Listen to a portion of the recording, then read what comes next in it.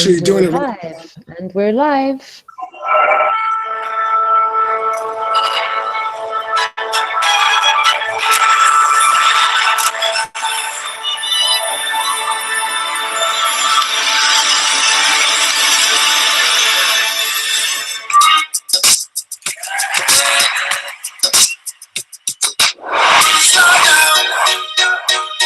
Everybody just keep it cool.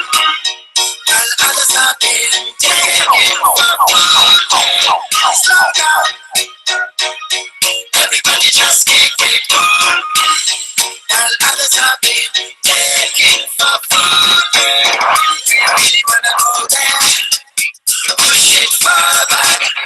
Do you really believe you can afford it? A world full of violence and self-destruction. Distract us from the ways of revolution. Slow down now, you forever going too fast.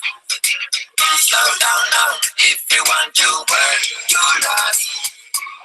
Slow down.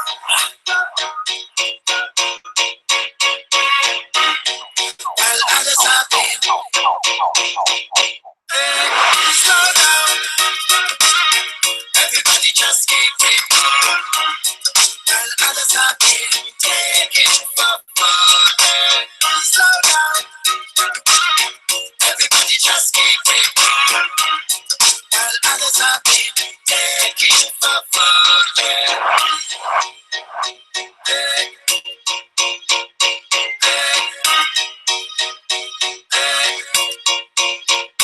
Run on a rat race back. Run faster and faster. No, you never looking back. Provoking a disaster.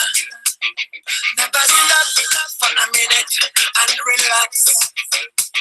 Slow down now, take a break, catch your breath. So all of us know what I have to slow down and that big happy and for all of that. We don't want to stress a lot of time. We happy and for all of that. All of that, all of that. Slow down. Everybody just keep it cool. While others are being taken for fun.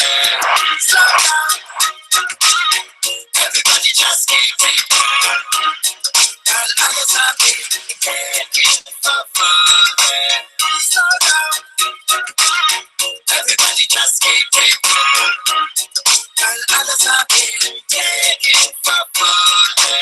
Slow down. Everybody just keep it cool. While others are being taken for fun. Slow down. Everybody just keep it cool. While others are being taken for fun.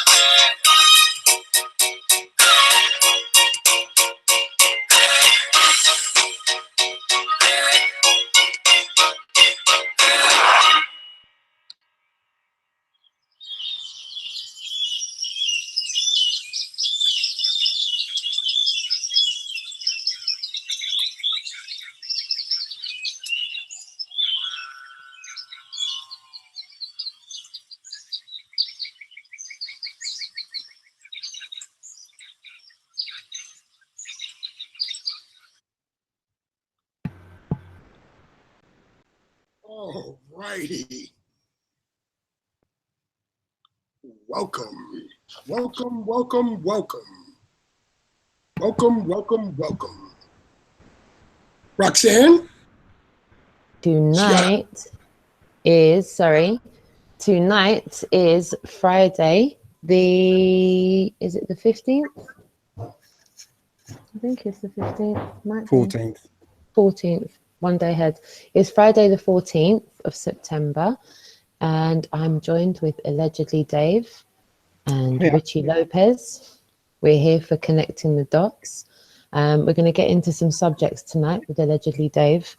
We're going to share some bits and pieces with you and hopefully put some dots together and understand things a little bit more. I know for one, there's a few subjects that I personally am having conversations with my partners, having conversations with people about these things. And we really just want to get to the root of having a conversation with people that's on a platform that's truthful, because I found that a lot of these religious conversations that people are having, a lot of historical conversations that people are having, are not accurate in the first place from the beginning of the conversation.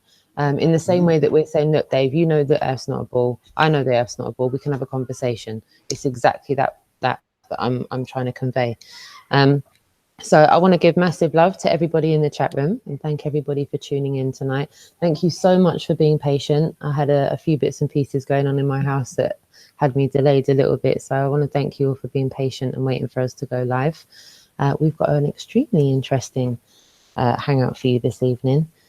Richie Lopez has got some bits and pieces lined up that he's going to share with us. But first and foremost, Dave. Hello. Dave, you are a mind of information. As far as I'm concerned, you've got like a lot of mileage on Oz, for hours that you've put in, and time that you've spent looking really deep into subjects that I find not a lot of people slow down enough to even spend a couple of weeks looking at, far less a few months. Well, yeah, kind of. I've just been looking at this for a long time, actually, from about 15 years or so. I guess since 9/11, which I guess this is the 9/11 season. So yeah, it's from 9/11. That was the first thing for me. Wow. And in the time, I know I might have briefly touched on this in a previous hangout, but in the time that you first became aware that you'd been deceived on a big scale to now, what's the biggest change you've seen with people's perception of this? The idea of being lied to on this kind of scale from day one to now. Well, the thing is that we've been lied to about so many things, and essentially everything. I mean, you hear this from muggles all the time. Not everything is a conspiracy. Well, you know what? Actually, everything is.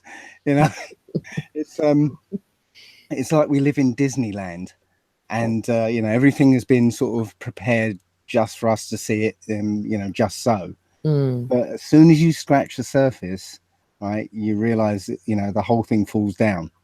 So when you say, you've seen a change in perception, well, I've seen several changes of perception. And a good example is in urine therapy. When I first started talking about urine therapy, I got the same reaction over and over and over again. It was no, disgusting. But as the years went by, all of a sudden that reaction started to go away, and it got replaced with, yeah, I've heard about that, or oh yeah, my granny used to tell me that I thought I should wee on a burn or something, and the information got out there. And I think it's like the 100th monkey effect. Once enough people actually get it, then everybody else gets it, kind of by osmosis. That's not to say that I'm still not going to come across the odd person who goes, ugh, but it's really few and far between now. And it's the same with every single subject I've come across so far. At first it's nobody understands it, nobody wants to even deal with it. Right. Then there's curiosity, and then it becomes like, well, yeah, I know something about that. So yeah, all of them have gone through the same sort of stages. Absolutely. Wow. That's you're absolutely right with the changes of perception with multiple subjects, because the amount of people that didn't want to talk about the moon landings a few years ago, and now they're open to this. The amount of people I've come across that know the moon landings were faked, but they're not open to flat Earth yet, is quite surprising. A few years ago, no one was really open to the moon landings being fake. Well, there's a bit of a difficulty there, because there's a lot of people who got into flat Earth as their first knowledge of the truth, as it were.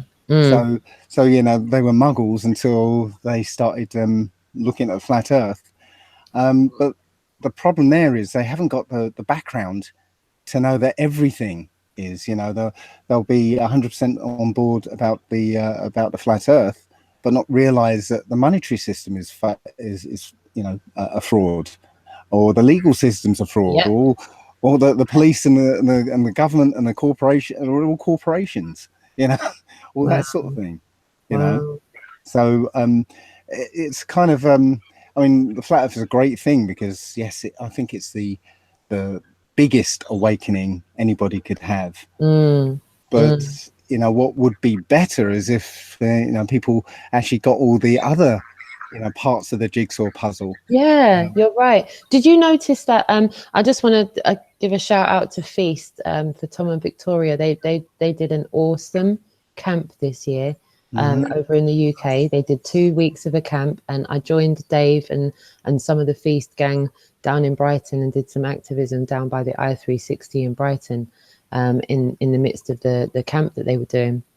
And since you started talking about these things in public, Dave, since you've been open to talking about them face to face with people, what have you seen change wise with the outreach of being able to connect with people at places like camps and meetups and things like that, and group activism like you've done in Hyde Park? You've done frontline activism in the capital city.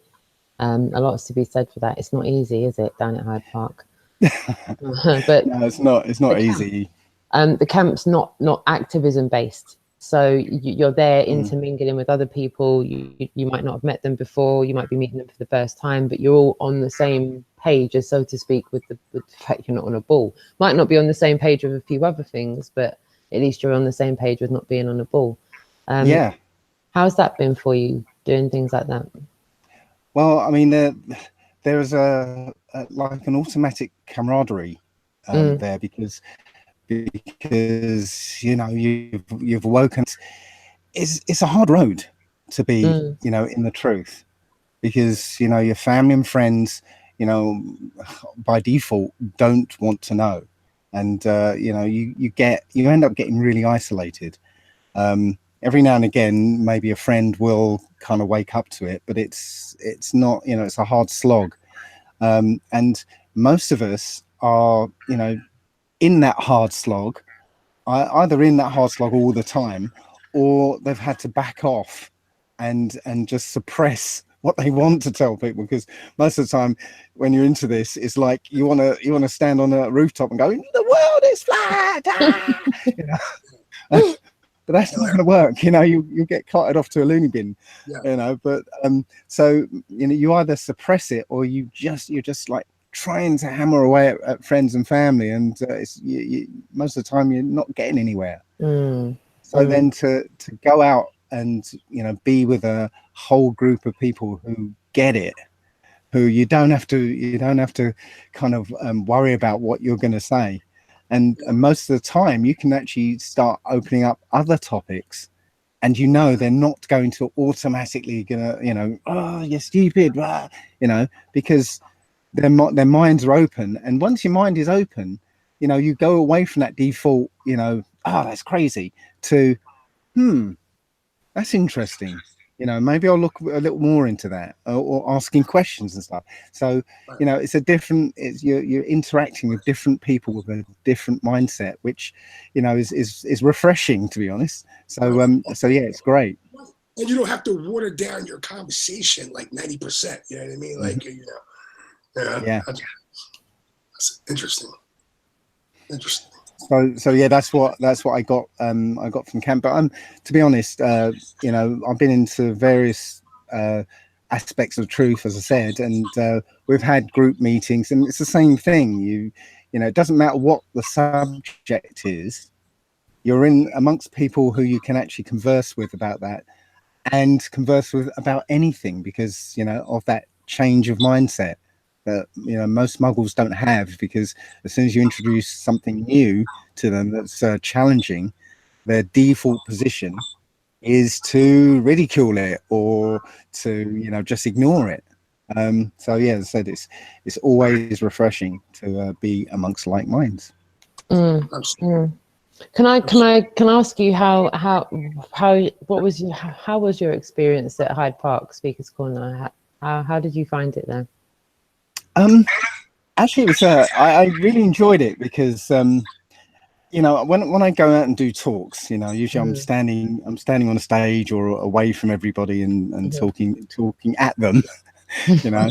Um, Yeah, this is kind of a lot more raw.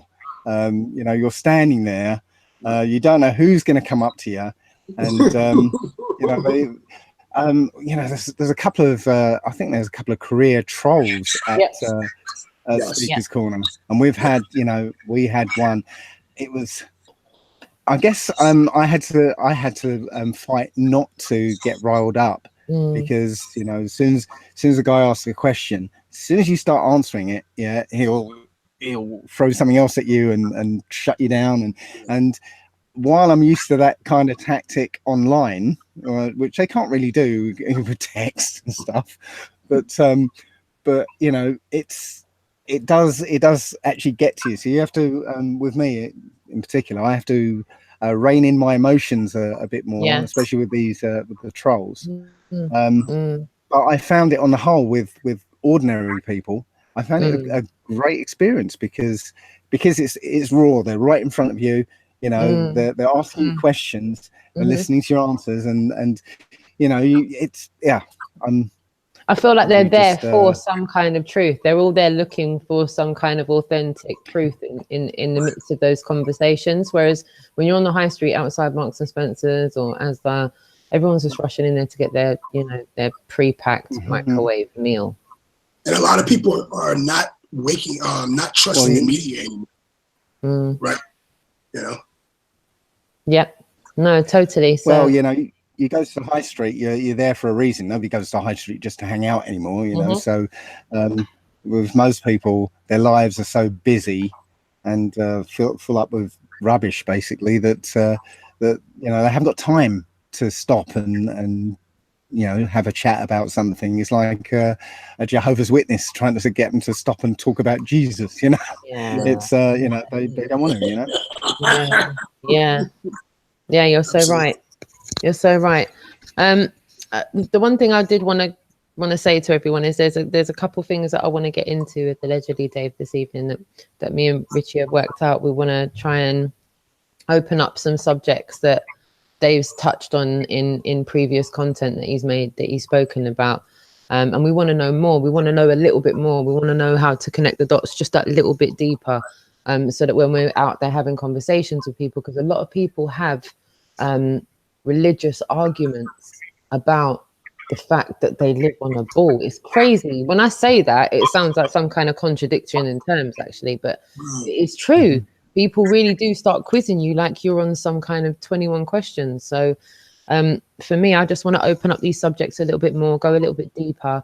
And if Richie can aid and abet me in that process while we're going into these subjects, it would be really, really cool. So everyone, try and bear with us on this one, because we're kind of trial and error. We've not done anything like this before, apart from yesterday. So bear with us if we get any technical issues as we go through this. So there's a few subjects I want to go through.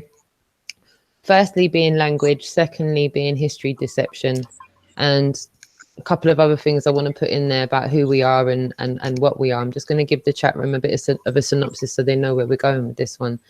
So maybe I'll say top, middle, or bottom. What do you want? Do you want language? Do you want history deception? Well, everyone, let's What do you guys start want? at the top, yeah. Yeah. Language. When I'm talking to people and I'm on my own research, on my personal journey, the one thing that I've really had a real load of confusion and it's difficult to keep up with where the narrative goes sometimes, and I get lost, is with language. I find myself so restrained in trying to convey what I'm actually trying to communicate to people. I feel handcuffed with the language that I use.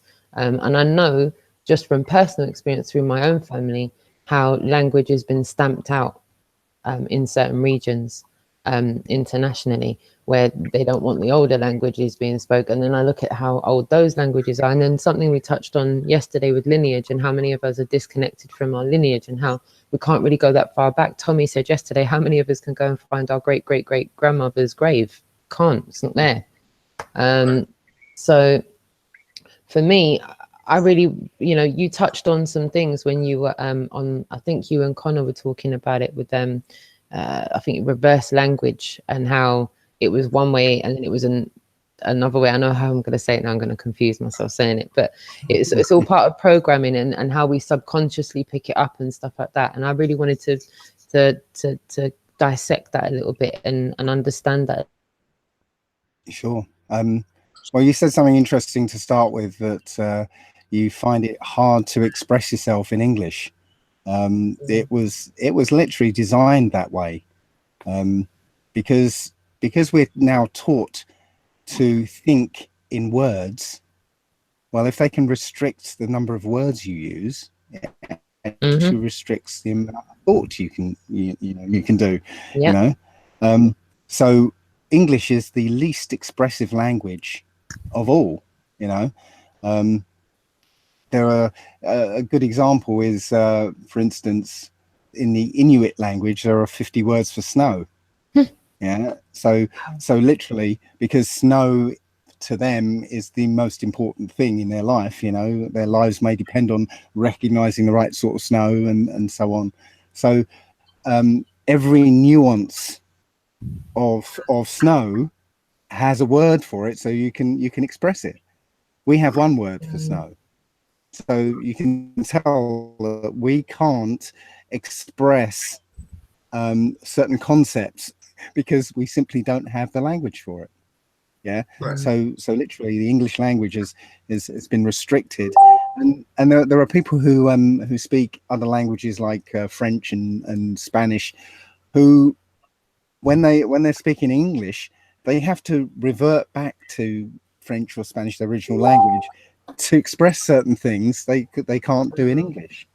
But unfortunately, English is the language that's being rolled out throughout the world, and the internet has something to do with that. That's if you're writing for the internet, you have to write it in English. You have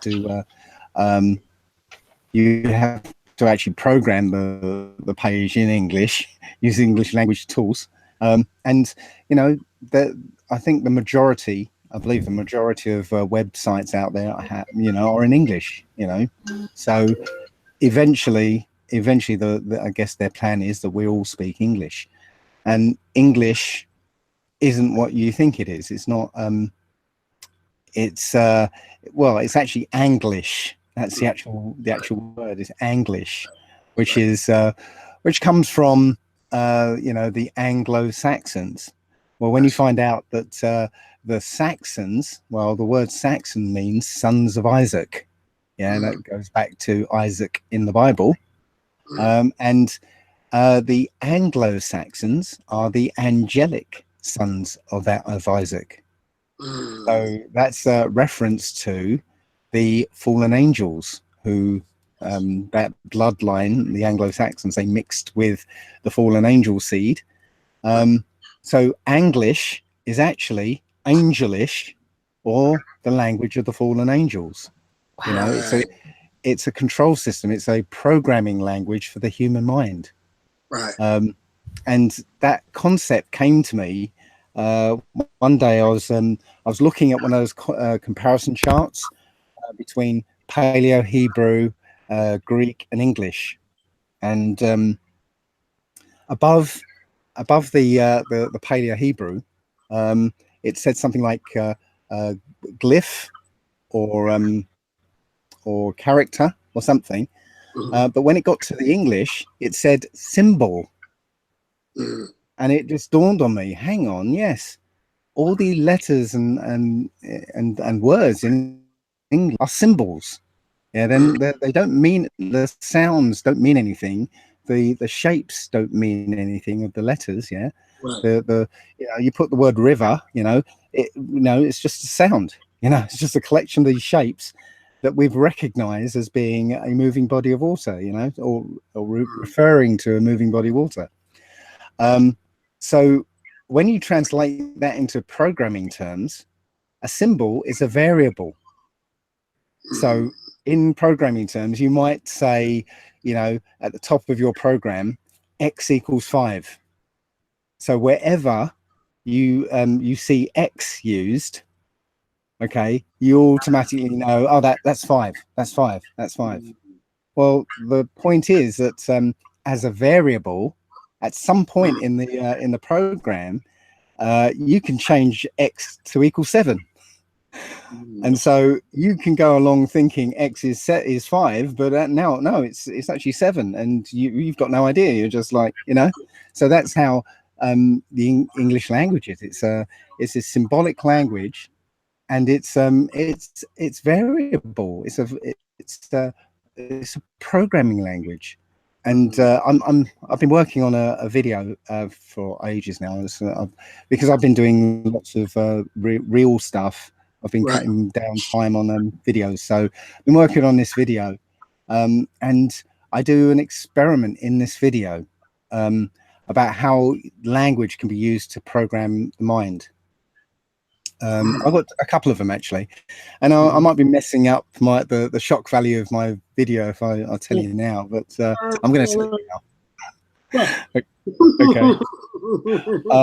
Okay. One of them is I want you to do this, and since you're on screen, Rich, I'm going to do it on you. Okay.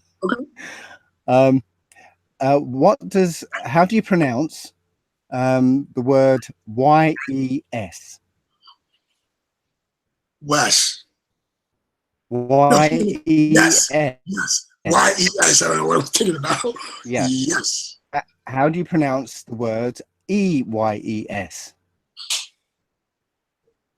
Yes. Yes. Yes. Right, Roxanne. IS. Right, hang on, Roxanne. Yeah. Are you there? Have you got a pen with you or something? I do. Yeah. Right. Write down EYES. EYES. Okay, what do you see? Eyes. Eyes. See. So what I did then, where I spelled out, I got you to read or tell me what the word YES was. Right. What I got you to do was set your brain into the mode of listening to sounds and getting the language rules and constructing the word. Yeah. Yes. Once your mind was in that mindset, then I gave you a word that you would have recognized if you'd seen it written down. But I got your mind to stay in that mode of constructing the word. Yeah. And you couldn't see that it was a simple word, eyes. Yeah. Yeah. Because I actually hacked your brain there and got you to see. And this is how easy it is to use language to redefine your reality. Yeah, absolutely. It's very powerful. You know, Dave, I have a lot of friends that speak like 4 or 5 languages, and they tell me, they're like, Rich, the English language is one of the hardest languages to learn. Yes. You have so many meanings for one word. There's a reason for that. Just as in the Inuit language, there's 50 words for snow, there's something like 250 words for deception in the English language. Yeah. Because obviously in the Inuit language, snow is the most important thing. In the English language, deception. It's all about deception. That's why every word has multiple meanings. It has usually the opposite meaning to what you think it is, you know, as well. Or a word has a positive meaning you think, you know, you usually use, but it also has the opposite meaning in there. So, yeah, you did with rainbow. Right. Sorry? It's like what they did with the rainbow, like with the word rainbow, the positive effect, and then if you think about it, it's a negative effect. You know what I mean? Well, it's so you can actually again program people to think one way with some words, but you're actually doing something else to them, just like I did with that example. Yeah, you can. That's again, a hypnotist does the same thing. You know, he'll be talking to you in what seems to be natural language, putting ideas into your subconscious and making suggestions to change the way your brain works, you know, you're not aware of it, but he's actually programmed you to do something or see something a certain way. It's sort of like a spell, right? It's a spell, right? Yes. And Spell. yes, this is it. It's magic. It's word magic. I saw something yesterday actually. There was this a murder in America. A policewoman. Basically, she said that she walked into what she thought was her apartment and saw somebody in the dark there and shot him, and then realised she was in the wrong apartment. In the news story, they had the victim pictured on the left, and then this police officer on the right, and the headline says Dallas police officer kills person in their own front room or something like that. Right. Okay, so that, you know, you might think that, oh well, there's nothing wrong with that, but the magic there, the word magic there, is that because the victim was first and the perpetrator was the second, in the text it had the opposite. So that, you know, if you glance at the title and the headline and you don't really sit and read it, right, you would think, you'd walk away thinking that the black guy was the one who shot the woman. Word magic changes the way you think, and that is the power of language. And it was designed to do that. It's designed to be deceptive. And most people find out the deceptive nature of it as soon as they talk to police officers or do anything in the legal situation, because essentially the language of the law, legalese, is a completely different language, even though it sounds like English and it looks like English. Just as I was saying about redefining these symbols, every word or most of the words have been redefined to mean something else, so that when you speak to a police officer, you speak to him in your natural English language. Well, actually, he's listening to you in legalese, or the court is listening to you in legalese, you know. So, you know, you think you're saying one thing, but you're saying something completely different, and usually you're incriminating yourself just by talking, you know. So this is where we are. We're in this. We've learned this language of complete and utter deception, and it's on many different levels. There's some of the words that I kind of use when I'm talking about health. Let's think about the word cure, for instance. Okay, well, the word cure has an alternate meaning, the original meaning, which is to preserve, you know. So when you say I want to cure something, well, what you want to preserve it. Same with the word suffer. When you say you're suffering with something, well, the original meaning of the word to suffer means to permit, you know, never suffer a witch to live. So when you say I'm suffering with cancer, you're saying I'm allowing cancer. I'm permitting it. I'm consenting to it. You know, the best one out of all, I think, is the word doctor. Yes. This one was staring me in the face for a long time. I heard you. You know, I heard you and the planning talk about this. A doctor, the word doctor. Right. Yeah. Absolutely. Yeah. So when you doctor a document, you falsify it. You know, and when you doctor food, then you poison it. And you sort of connect that with the word pharmacy or pharmaceutical. Well, the root word of that is pharmakia. It's a Greek word which means poisoning or sorcery. So literally, it's words are very powerful because they affect you, they affect the world around you. So you know, just consorting with a doctor, you know, you're on the back foot already, you know. So yes, I'm sorry, I've gone off in a huge tangent. No. I'm like glued. I just actually learned something. So yeah, that's what it's all about. You know what I mean? That's what it's all about. You know, speaking of that you was talking about, could you give all of us and everybody in the chat room that's listening an example of what to say and what not to say when you're in a car and you get pulled over by police? Because I want people that a lot of people don't know this. Oh yeah, Richie, will you tell everyone what that page that was in the book? Because you pointed out, like Richie was showing me inside the book today. I'm going to be getting mine in the next couple of days. Right. If you guys out there are listening, about the injections that you showed me. Right. When I woke up, one of the first things I did, I got allegedly Dave's book. It's the Human Body Owner's Workshop Manual. Get it. The link will be in the description. A lot of good stuff in here.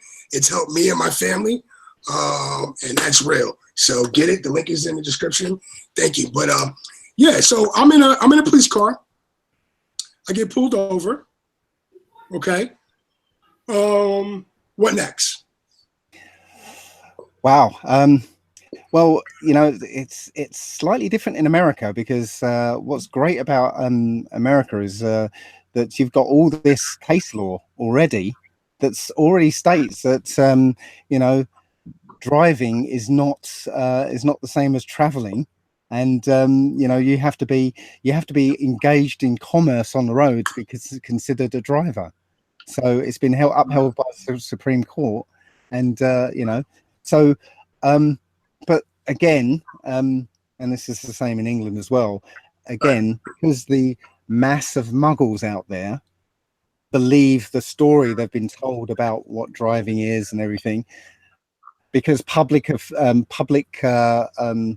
opinion would actually go against you and will go for the police. Then the police and the courts feel that they can get away with anything. But you know, you stand your ground, and you know, sometimes you'll be able to get away with it, but you know what, age for doing nothing, you know, maybe but yes, the first things that's what I was going to use, but one of the things you need to know, one of the things you need to know is that when they stop you and they will say, well, I'm charging you for going 40 in a 30 in a 30-mile-an-hour zone. Okay, do you understand?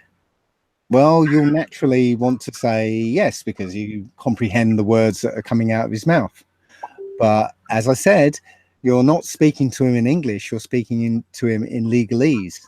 And in legalese, the word understand means to stand under, to accept, because at the end of the day, if what you're doing is not a crime, and that is you're not causing harm, injury, or loss to anybody or any property, then all these acts and statutes are actually just, well, they're voluntary. You know, you have to agree to them. And as soon as you agree to them, then they become law. So they need to get your agreement to these laws before they can act. So they will bully you, and they might get away with the whole understand bit first. And if you don't if you say no, I don't understand, then they'll try and get their agreement some other way. And another way of getting your agreement is to identify yourself. Okay. To the word identify actually means to make the same as. Okay. So I'm going to have to step back a second and explain a little bit. We all have the natural right to travel. Okay. You have the right to travel anywhere you want. Yeah. In any manner you see fit. So if you wanted to get on a horse and go from one place to another, or you want to get in a car or a plane or whatever you want to do, yeah, you have the right to travel. Right? It doesn't matter in what way. But what these governments have done, okay, they have created these fictional characters like a driver, a taxpayer, a resident, whatever. All these fictional characters. Now, you as a child of the Most High Creator, yeah, Right. there's nobody above you. There's nobody above you apart from the Creator. Right. We created government, so government is below us. Yeah. So, you know, there's this hierarchy, the Most High, you, and then we got together and we created government. Now, government have created these fictional entities. Yeah. You know, driver, taxpayer, blah, blah, blah. As soon as you make yourself the same as a driver, now you come under the government. Yeah. You've given up your place above government, and you're saying, I'm now this driver, which is below government and subject to whatever the government says. That's how it works. And if you've got a driving license, then, well, first of all, when you get your driving license, you sign it, don't you? Right. Well, Right. When was the last time you had to sign a certificate of competency?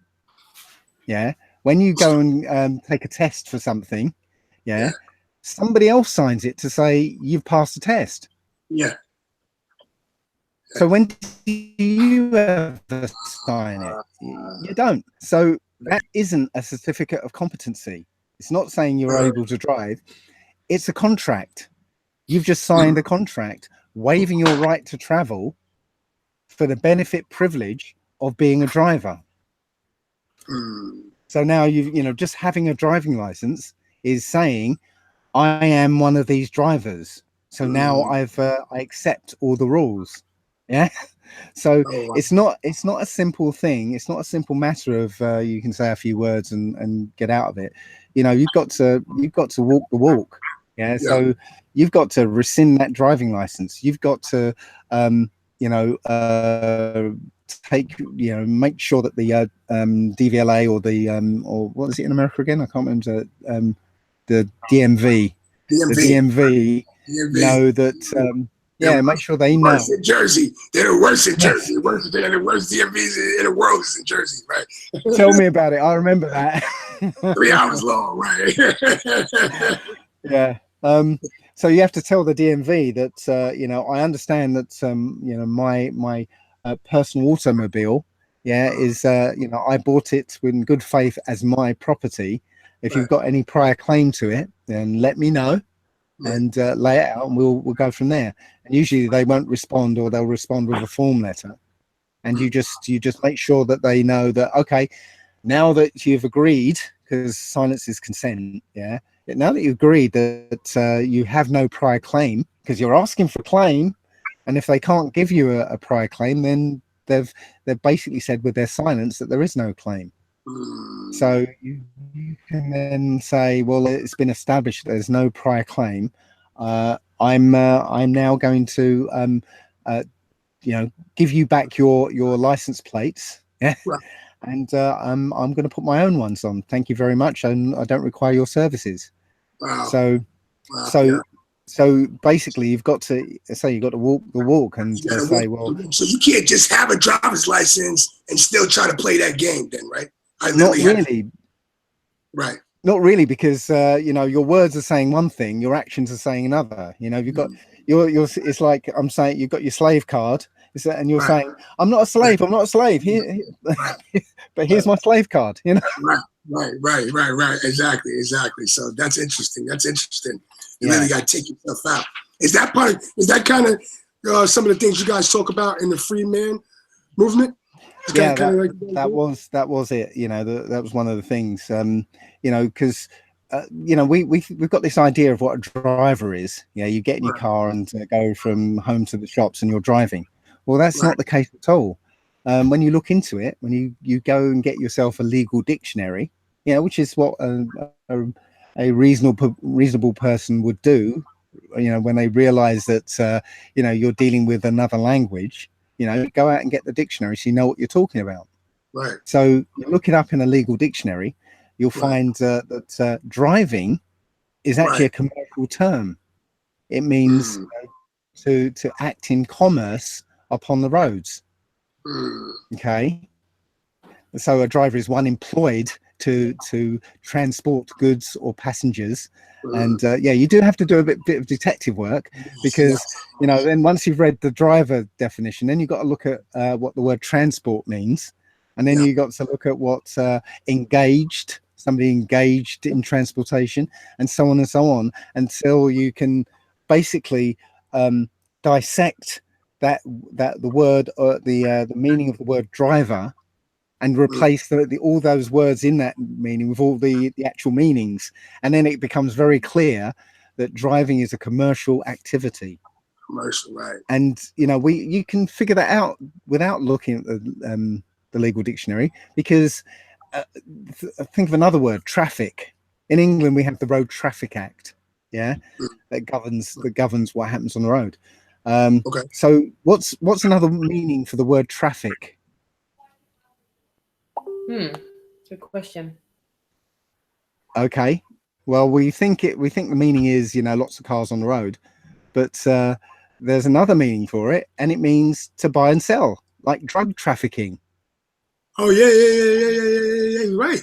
Right. Oh, wow. So it's commerce. It's another word for commerce. Commerce. So That's the right. Road Traffic Act is the Road Commerce Act. Right. So What do you unless you're engaged in commerce on the road, you're not driving. Okay, sorry, yeah, I thought you meant, when you asked the question, I thought you meant what is another meaning for traffic? Yeah, well, that's kind of what I was saying, but yeah, it's another meaning of the word traffic that we think, again, we think it means one thing, you know, X equals 5, but they've redefined it to mean 7, you know, something else. But we're still going along thinking it means, you know, lots of cars on the road. Yeah. And this is how they get us. So, you know, there seems to be a couple of rules in this universe, you know, in this enclosed universe that we're in. Yeah. That, you know, if you do something to somebody, if you do something bad, it's going to come back at you. It's going to come back at you severalfold. Yeah. So they can't force anything on us. They literally have to tell us about it. You know, they have to get our consent first, and then they can do it. Once they've got a consent, they can do whatever they want with us. You know, right? You know, it's sort of like having an expired expired registration, and if they have to get a reason to look at they have to get a reason to pull you over. But if you freely give them that your registration, and it's expired, then you gave up your right. Right? Well, here's the thing, yeah, because you've got the registration in the first place. Well, you've agreed to their rules, and their rules say your registration must be in date. So you've agreed to their rules. You've consented to it. You're entered into agreement. So you've got to abide by those rules. So that's why they could break out your windows and drag you out of your car and all that stuff, right? Because you're out of the rules, right? Okay. As soon as they've identified you, as soon as they've made sure that you are acting as a driver, yeah, and you're not following their rules, well, now they can do whatever they want, because you know, you've made an agreement, and you're broken that agreement. So there you go. But as I said, it's we're in a different world. I mean, all this Freeman stuff had it in sort of 2008 to 2013, but we are kind of in a different world now. We're in a world where, you know, police will shoot you for, you know, a drop of a hat, and so you know what, you have to be a little more careful now. But the point is that at every turn you are being conned, you are being lied to, and you know, something I was going to say. Yes, one thing that people would always try and pull me up on when I was talking about you know, driving and you know, not is the question of insurance. You know, if I'm driving on the road and without tax, MOT, and insurance, and you know, I have an accident with you, Roxanne, yeah. Mhm. You know, the question is, well, you know, you might say, well, how am I going to get paid for my car? You know, my damage to my car. They always come up with that. Okay. Right. The thing is, the answer's kind of obvious. You've gone into a contract with an insurance company, right, to restore your car after it gets damaged, and that's it. That's who should pay for insurance.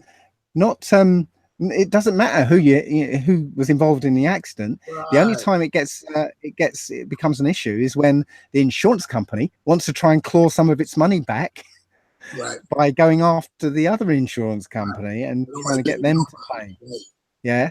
And so all it is them trying to make sure that they don't lose out any money. But, you know, at the end of the day, that's their business model. Yeah. They're hoping that you pay them more than they have to pay out. So that's their business model. So, yeah, it's you know, there's a lot of people who have this idea that, no, it's terrible because you're not insured. And, you know, if we have an accident, I'm not going to. But it's obvious. You're in a contract with a company to pay you you know, when that happens. So, and the other point about that is that, you know, when does an accident on the road, why is that different from an accident anywhere else? You know, if you're walking through the park and some kid is I don't know, throwing rocks around and a rock hits you on the head and gives you brain damage or something. I mean, do you expect that kid to have insurance? Yeah, right. You know, you know, can you see what I'm saying? Why is an accident on the road different from an accident anywhere else? Right. You know, it's literally just brainwashing so that you'd accept this. I don't know, this collusion, collusion between insurance companies and government, so that it becomes mandatory that everybody has insurance. Yeah, it's just collusion. Insurance is big in the old days. When it started, it was literally a group of people getting together and saying, you know what, if let's pool our money together, and if something happens, then we'll sort ourselves out. Great. So everybody would pool some money together, and it would sit in a pot. And if nothing happened that year, then the pot stays there, and you don't have to do anything. You don't have to keep paying it. But yeah, now we've got these corporations have now taken it over. So now you've got to pay every year, whether you've claimed or not. You know.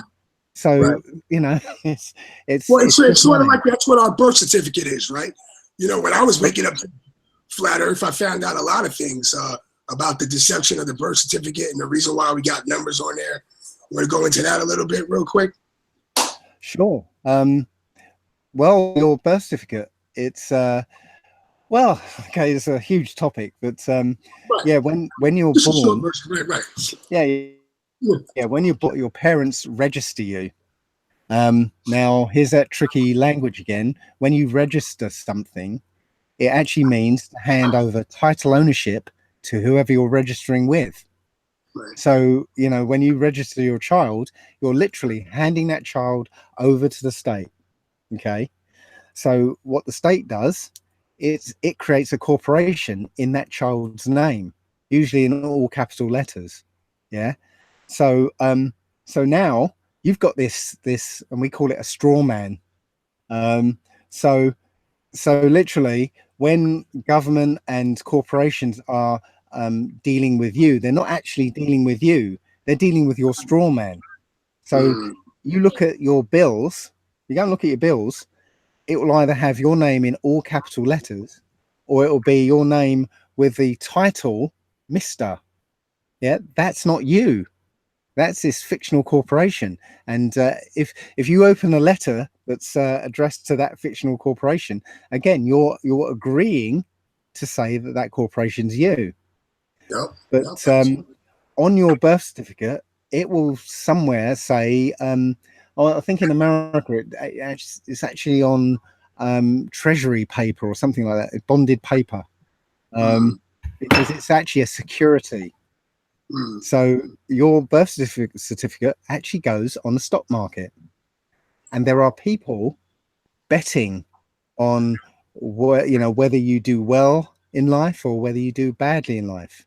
So if you do something and you end up in prison, somebody makes money from that. Yeah. If you go on to become the CEO of a corporation, somebody else makes money. Yeah. Right. So my view is to not participate in this system, a bad risk. Yeah. So I'm not earning, I'm not interacting. There's nobody earning anything. Sorry. No, go ahead, because I was going to bring back to my next question was, I heard your story before about when you woke up, like you had everything. You had like a nice car. I think you was living in across the river from Jersey, but you was living in either New York or North Jersey.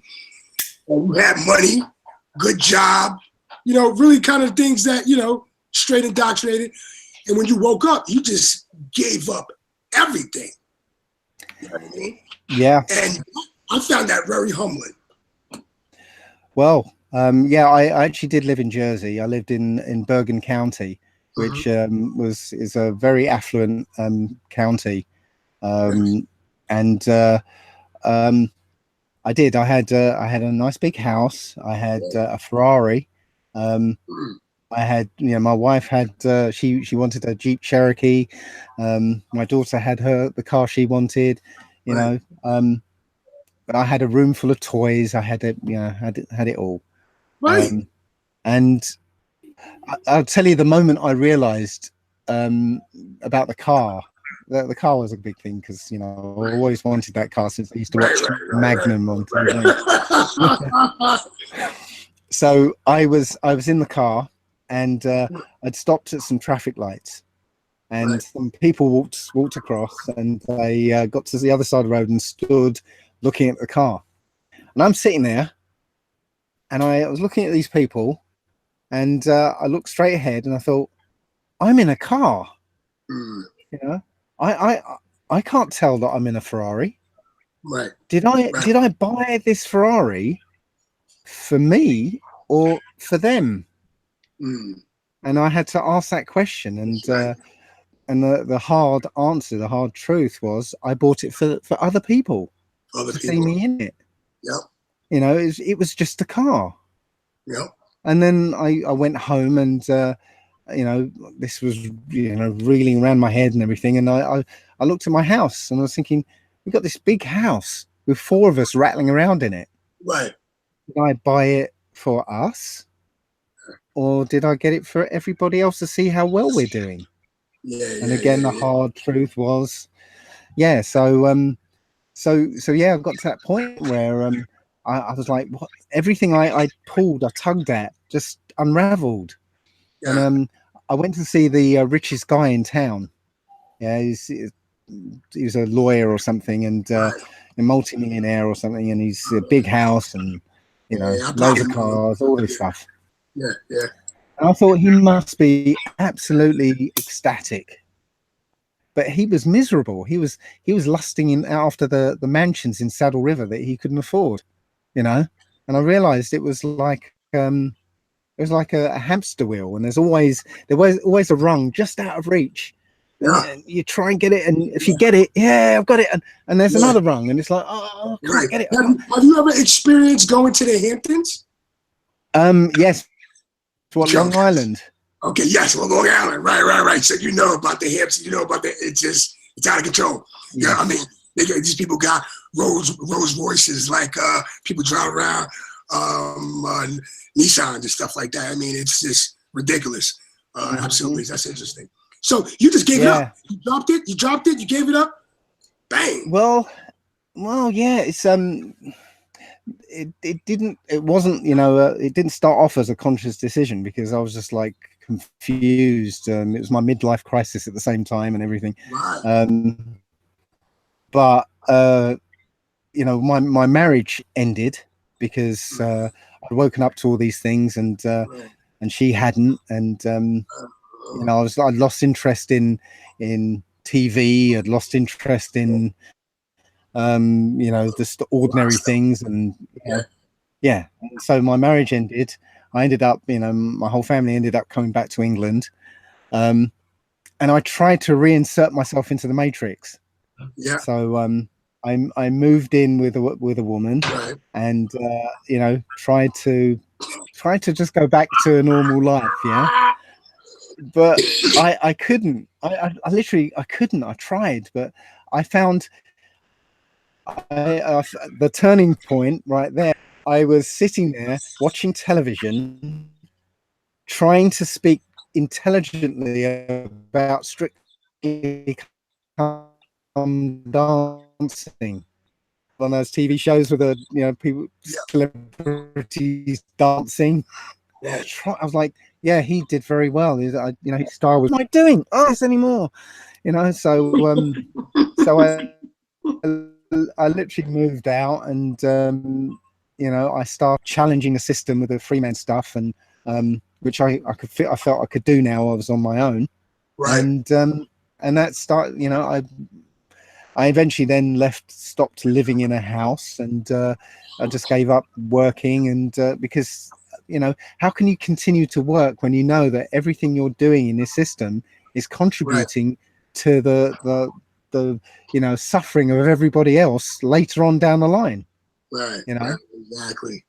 Exactly. So it's the same how I was, Dave. When I woke up, and you know, I do EMS, and I was going to nursing homes, and I was just watching how they were taking care of our elderly people, like the old folks. I was like, this is so wrong. I literally had tears in my eyes, because I was like, you know, everything started hitting me. So, you know, I get it.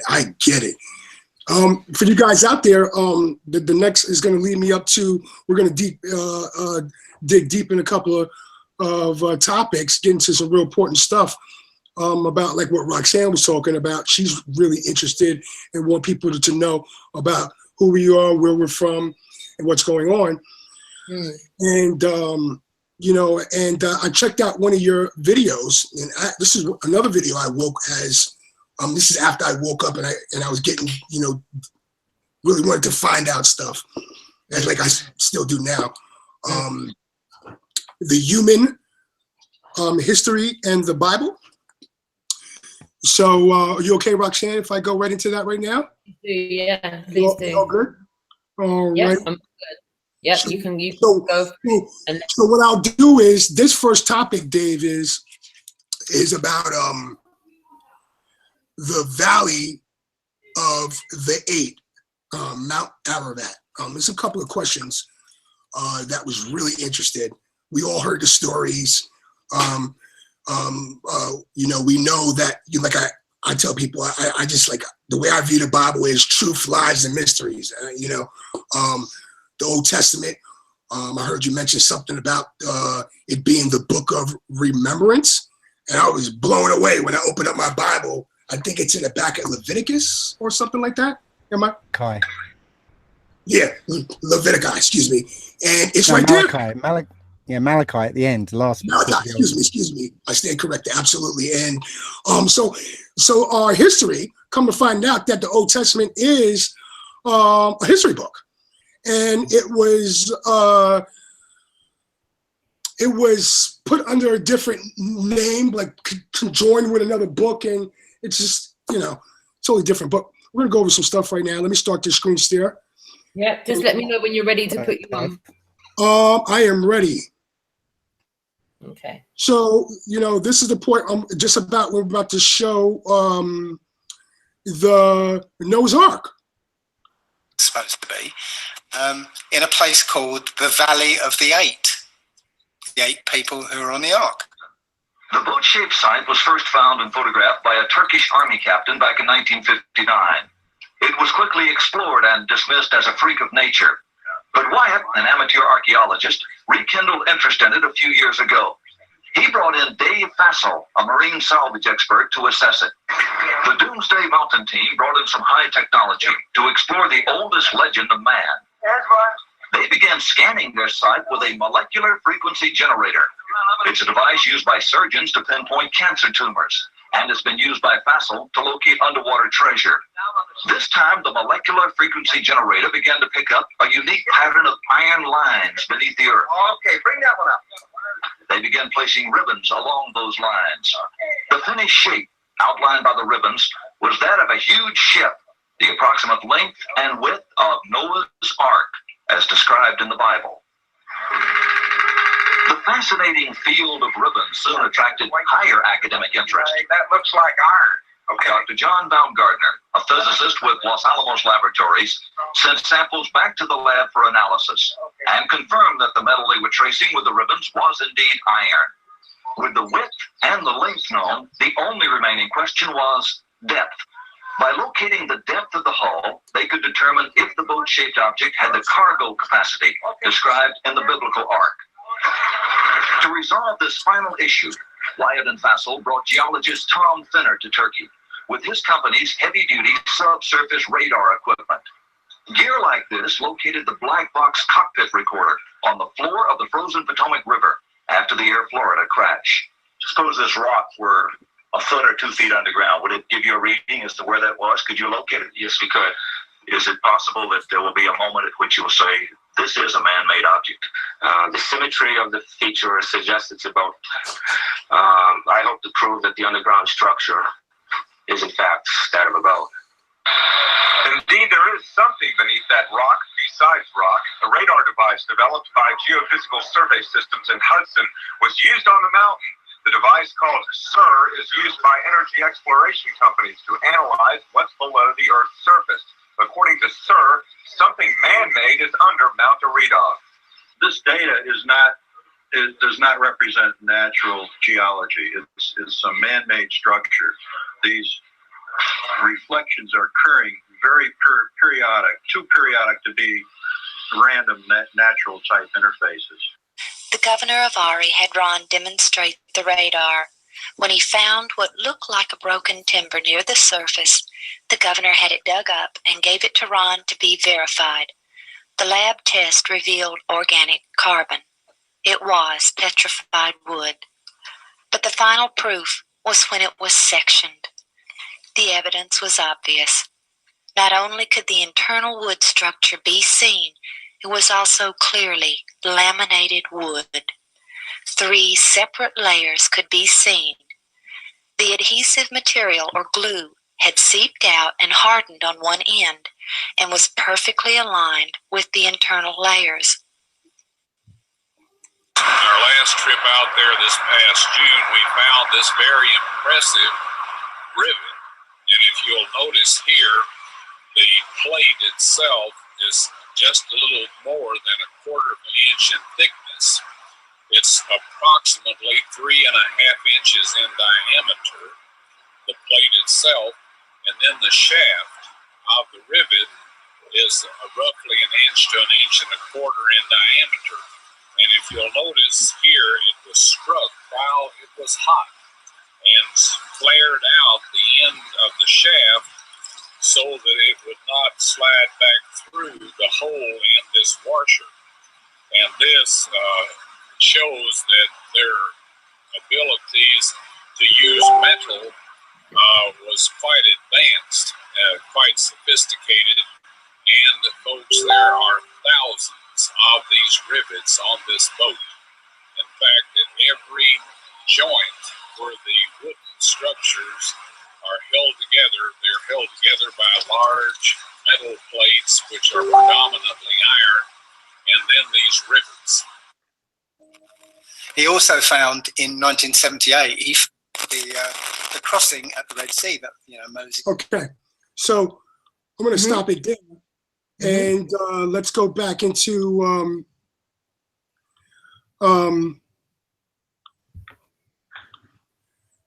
alrighty. Can you see me now? Yeah, are you ready? Yes. Not yet. I can still see the screen share. Am I still in screen share? Yeah. Okay. There we go. So I just want to expound on that, man, of that evidence. I mean, that's mind blowing. and this is some of your research. I heard the stories, I saw this. I'm like, it just goes to show that there's truth in the Bible, you know? Absolutely. What wasn't shown there was that, first of all, before Ron Wyatt got there, the Americans sent an archaeological team over there, and they immediately debunked it. They said, no, it's not. It's nothing like a boat. Ignore it. And it's, you know, it was ignored for quite some time before Ron Wyatt actually went out there. And he also asked the Turkish government if he could excavate. Right. And you know, so they tied him up in red tape, and they weren't going to let him excavate. Right. And then there was an earthquake, and the earthquake excavated it for him. So it was almost like the hand of the Most High. It was like, no, we're going to reveal this, whether the Turkish government like it or not. So literally, he didn't have to actually excavate it because you know, the land did it for him. And sure enough, it's a boat. It's a boat 70 miles away from the nearest body of water. And you know, virtually exactly the same as the dimensions of the Ark, resting exactly where it's supposed to be. Right, exactly. And that's another thing I want to ask you. Did you, when you looked into this, because I know you already have been woken up to the flat Earth, and you already knew that we live on a flat plane realm, and you came into this research. Now, we know what they did to the maps. Now, is it accordingly to the Bible? Is it according to where the Bible says as well? Yes, exactly. It's you know, sitting in the foothills of Mount Ararat, exactly where it's supposed to be. Now, I didn't come to the Bible just, you know, because I was reading it and stuff. I've mentioned a few times I was an atheist for 40 years. No interest in looking at that book. It's just that, you know, it presented itself 3 times to me, and you know, when things present themselves, you know, 3 times to me, I think, you know, it's like I'm gonna have to look at it now. So Yes. so the first time it was presented to me was somebody told me that King James was black, and I was like, no, he isn't. So I went and I had a look. I went and got the PDF of the 1611 Bible, and found some engravings of him, and sure enough, yes, he was a black man. I was like, wow, you know. And but I never actually read the Bible. I just had it there. Right. Then, you know, through looking at the human body, and you know, marveling at the human body's perfection. You know, it's just like, the human body is absolutely perfect. It's amazing. And then you know, with the urine therapy, somebody said, you know, it says about drinking urine in the Bible, don't you? I was like, no, it doesn't. So I went and looked, and it does say, you know, drink from your own cistern, flowing waters from your own well. And I was like, okay, you know, wells don't flow water, you know, they're just wells. So, you know, and I looked at the you know, the Hebrew word for waters, and it actually means, you know, bodily fluids, including urine. Wow. So it's basically saying that. So, you know, we do have a deep well of water that flows out of us. So, you know, I was like, wow, okay, this book's got something, but I still didn't read it until the flat Earth. And yeah, I started seeing the you know, the creator's fingerprint on the dome. And somebody said to me, oh, you do know the book, don't you? I'm like, is it? No. So again, I looked, and sure enough, you know, it says things like, you know, Joshua stopped the sun and moon from, you know, and the earth is set on pillars and will not be moved, and it's got a firmament over it and all that. I was like, oh, it's flat Earth book. And I thought, well, you know what? It's time to actually look at this book. Yeah. So I read it 3 times, you know, cover to cover, and then decided to actually research it. So yeah, one of the first things I found, and it wasn't Noah's Ark. It was actually the Red Sea crossing, because the same guy Yes, I was gonna. That was my next thing. Stop right there. I'm gonna go right into that right now, guys. Look, let me tell you something. You gotta have an open mind. You gotta have an open mind. Flat Earth is not the only deception.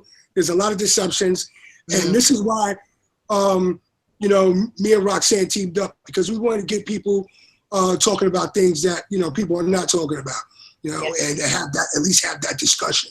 You know what I mean? So, let me know when you're ready, Richard. Absolutely.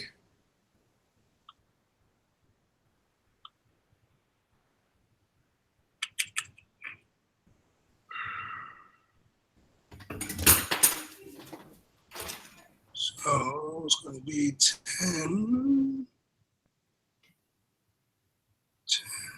Okay, here we go. To the surface of the water.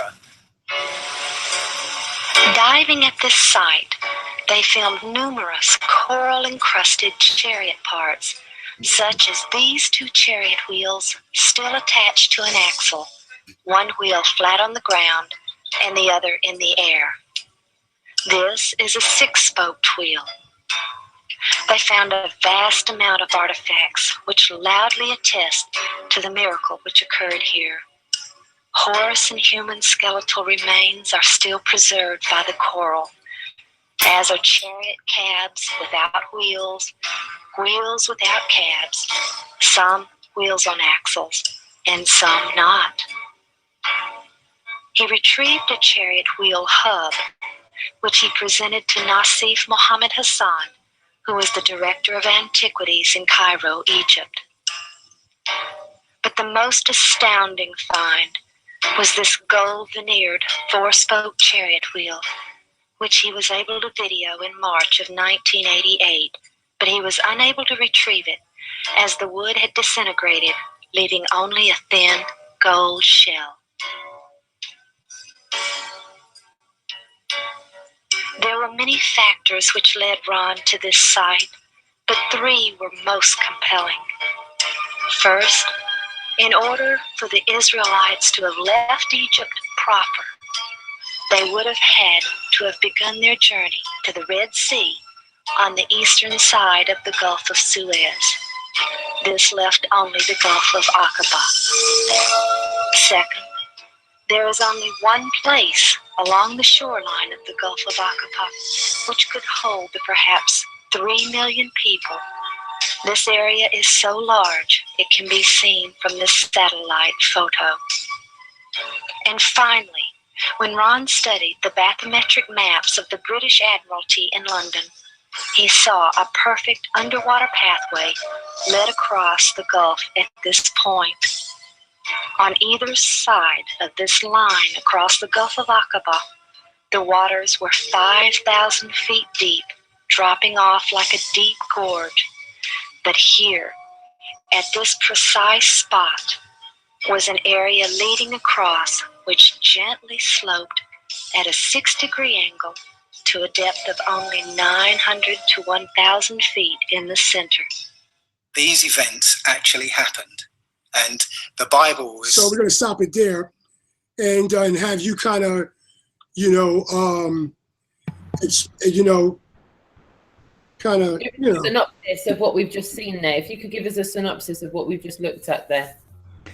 Right. Well, there is an actual video, a whole video of Ron Wyatt's findings. But apparently, while he was waiting to excavate the Noah's Ark site, he decided to go and actually find the Red Sea crossing. And yes, well, they found this place called Nuweiba Beach. Now, the full title of that place is in Arabic is Nuweiba al-Muziina, which actually means the waters of Moses opening, which gives you a clue to what was there. And yes, they found where in this Gulf of Aqaba, it's literally a mile deep everywhere, apart from this one place in Nuweiba Beach, where it's there's a land bridge, a perfect land bridge, all the way across. And on that land bridge, he found chariot wheels, human and horse skeletons, and all sorts of things that tell you that the event that was detailed in the Bible actually happened. He also found 2 columns to either side of that crossing, and again, I can't remember where it is in the Old Testament, but it's where Solomon placed these columns there to memorialize the spot, and those columns are still there to this day. One of them on the one side, it was completely smooth, the writing had gone, but and I think it'd fallen over or something. Column on the other side still had some words in Hebrew, in Paleo Hebrew, that just said Israelites, or it had a few words that were recognizable. So that event actually happened. I'm so pleased you brought up Paleo Hebrew as well, Richard Lopez. I'm wondering if you can help me out on that one, because that's another one. When you reverse engineer,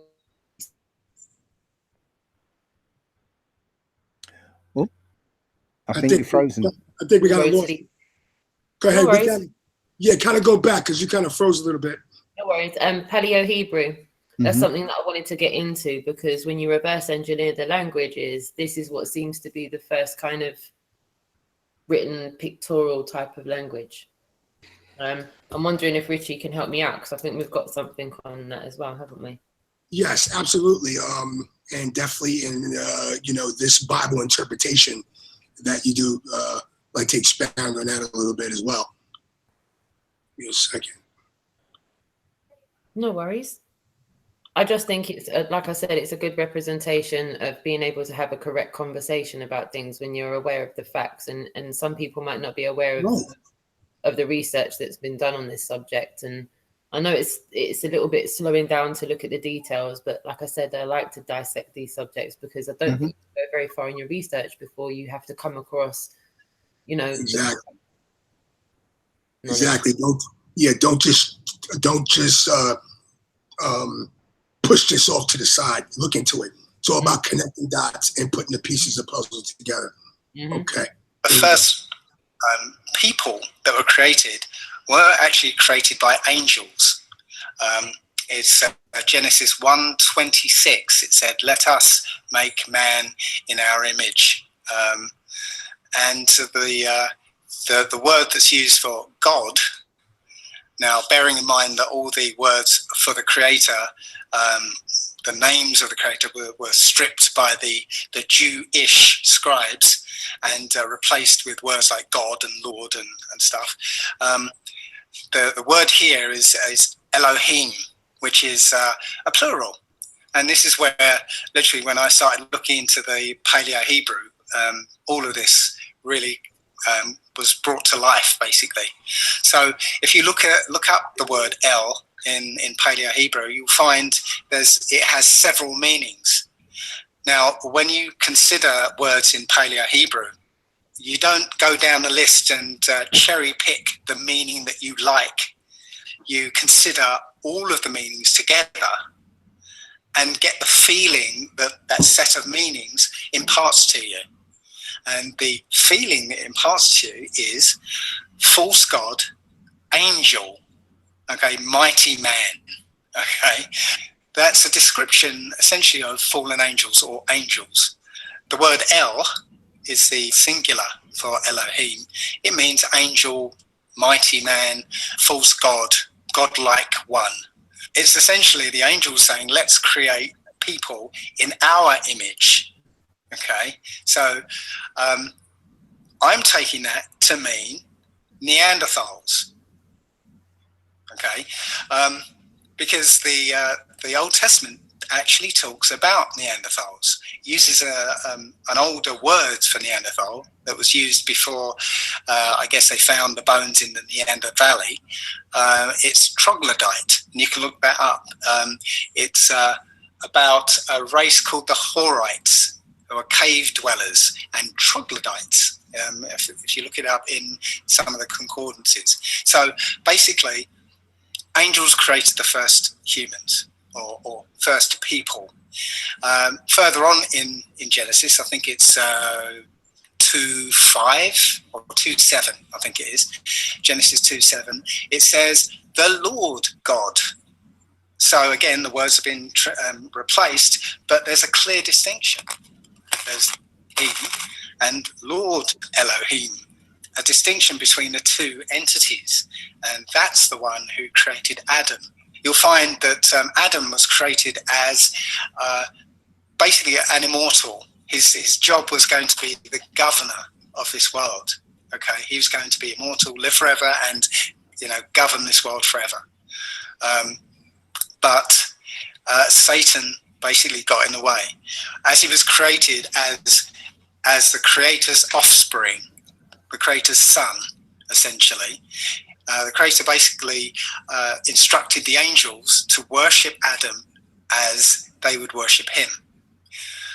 But Satan basically rebelled. He said, no, I'm not worshipping this creature. I was here first. Satan was actually the governor of earth before Adam was created. It was his job that Adam took. So when he was told to worship Adam, he said, no, I'm not doing it. This creature is beneath me. I'm more powerful than he is. And, I was here first. So he rebelled. And the story of Adam and Eve in the garden and the whole apple eating business is, it didn't work like that. It wasn't Eve eating an apple. It was actually Eve having sex with Satan, and Satan was in the guise of Adam. So Eve had sex with Satan. Then Eve went and basically showed Adam what to do. And again, this is a bit of speculation on my part, but when we kind of know that when you have an orgasm, you actually lose some of your vital energy, and we think, they kind of guess that energy goes into the baby making process, but you lose some of your vital energy, and I think that process of losing that energy meant that Adam couldn't be immortal anymore. He was never meant to have sex. So that was why he was cast out. Now, Eve actually had twins. One basically was Satan's child, and the other was Adam's, Cain and Abel. Cain came out wicked. That's why he basically ended up killing Abel. And wickedness is one of the traits of the combination, the offspring of humans and celestial ones, angels. So that kind of explains why when Cain was banished, basically, he basically said, if anybody finds me, they'll kill me. Now, we know at this point that there's only Adam and Eve and Cain left. But there are also the pre-humans, the pre-Adamites, the ones the angels created, the Neanderthals. So Cain basically said, I can't, be left out there because the Neanderthals will kill me. So he was given a mark to basically look like the Neanderthals, and I'll get to what that mark is in a little while. But he was given a mark so he didn't look too different from the Neanderthals, so they wouldn't immediately kill him. And so when he went to live with the Neanderthals, he took a wife and he built a city. Could be questioned, why wouldn't the pre-Adamites build a city? Well, they just weren't capable of building a city because they were not human. They didn't have the human qualities of, the same kind of intelligence. But basically he built a city. He took a wife amongst them. Now, interestingly, a proportion of the human population has up to 20% Neanderthal genes. Right? Now, again, that's going to come in later on in this. But what else is interesting is that they found in the Neanderthal DNA, it had human DNA in it. So before that mixing of humans and Neanderthals, that imparted Neanderthal genes into humanity, the Neanderthals had previously acquired human DNA. Well, that tells me that was Cain entering that gene pool, or adding to that gene pool, and then later on, the descendants of these Neanderthals, part humans, basically mixed with humans again. So, so that has just served to basically underline what I kind of discovered. So we can go a little further forward here. In Genesis 6, it talks about angels coming down and having sex with women. And when you go into the book of Enoch, it goes into much more detail. There's one line in the Old Testament about this, but you go into the book of Enoch, tells you all about it. So there's no sort of doubt about what's going on, because the Christian theologians will say, oh no, you're talking about, it's not angels, it's talking about the wicked sons of Seth or something, or I don't know, some rubbish. But they make up a story. But again, if you look in the book of Enoch, just tells you outright, it was angels. So the angels had... So I'm going to stop it right there. I just want to give you a little idea of what's going on. When I was waking up and I saw this information, it just drove me even deeper into my Bible. And I was just totally blown away. Let me know if you can, am I on a screen share? Okay, there we go. So Dave, this is a kind of two-part thing. You've mentioned before in the past about Paleo-Hebrew and some of your research about Paleo-Hebrew. I found very astounding. You have a story I would like you to share with us about the story or the experiment about the babies or the twins, and they were born and they were left on an island. And all right, yeah. About that was fascinating, man. That was fascinating. So if you're just waking up, or you know somebody just waking up, make sure you subscribe to Allegedly Dave's channel. Subscribe. Yep, in the description. Yep. Yes, the link is in the description, and check out his stuff, man. You gotta have, just because, oh, you may hear, oh, you're not woken yet. Oh, okay, he drinks, but no, man, don't. It's BS. It makes it, for someone like me, I'm in the medical field. So when someone says they drinking piss, I was all ears, because I know urine is plasma. Okay, but go ahead, Dave. I'll leave it up to you. And then if we can go on to the, how this has started. This is, where we came from, what's going on, and what your research that you found. Okay, I've kind of forgot the first bit now, because about the Paleo-Hebrew and then the little experiment. Oh, right, the experiment. Yes, that's right. Yeah. Well, I basically started looking into this Paleo-Hebrew because I had no idea there was such a thing, as all I thought was Hebrew was Hebrew. But I had this mushroom experience a few years ago. About 6 or 7 years ago. I had a week mushroom tea, magic mushrooms. Okay. And I just thought I'd try it and see what's going on. Right. I saw some wavy lines and stuff, and geometric shapes and things, but I also saw, scrolling across my vision, some writing, and I was like, what is this? And I felt like I should know what this writing was. And I was trying to hang on to like a couple of the characters so I could see if it was real writing. When I came out of it, but I couldn't. But then I think about 6 months tea experience, and I saw exactly the same thing: strange writing scrolling across the bottom of my vision. And it wasn't till a couple of years ago, several years later, that I was watching a video, and I saw that writing. I was like, that's it. And it turned out to be Paleo-Hebrew, the Phoenician dialect of Paleo-Hebrew. And I was like, whatever, got to find out what it is.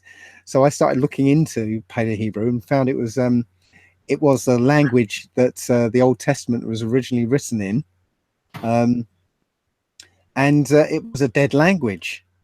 So I was basically trying to find out as much as I could about it, and along the way realizing its nature of being a concrete language. We're not used to concrete languages because we use a symbolic abstract language, but this is a concrete language made up of pictures.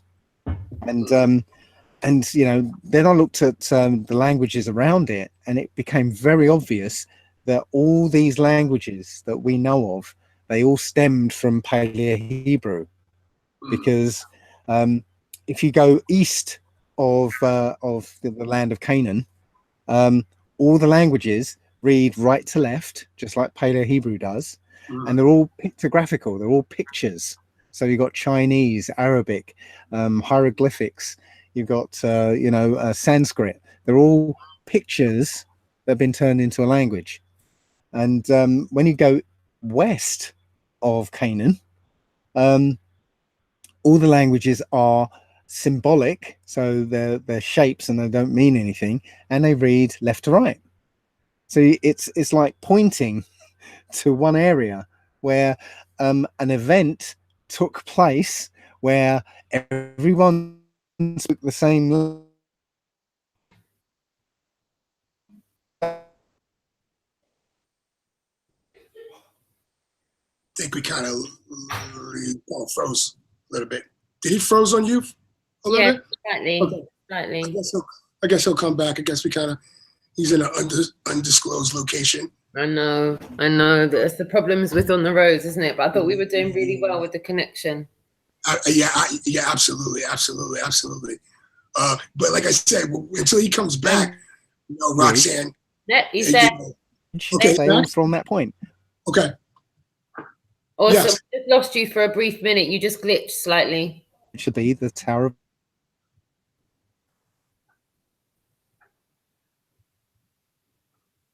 Okay. Well, just like Roxanne, just until he comes back. I mean, when I woke up, I was blown away. You know, I was totally blown away. Oh, you're still there? Yeah, we're here. We just got out slightly. Yeah, we lost you for a little while. A bit technical difficulty there. We lost you for probably about 45 seconds. Okay, everything's still frozen here. Yeah. Oh, well, we can hear you. Okay, where did you get to? Well, you were talking about how you're going east to west, like, you know, away from the Canaanites. Okay, yeah. Right. Okay, well, everyone's frozen. Okay. You want to come out? You want to go out and come back in, and then we'll just wait for you? It's within Canaan. Sorry. You want to try coming out or come back in, or just wait? I think I might have to come out because. Well, you sound good now. You sound good now. So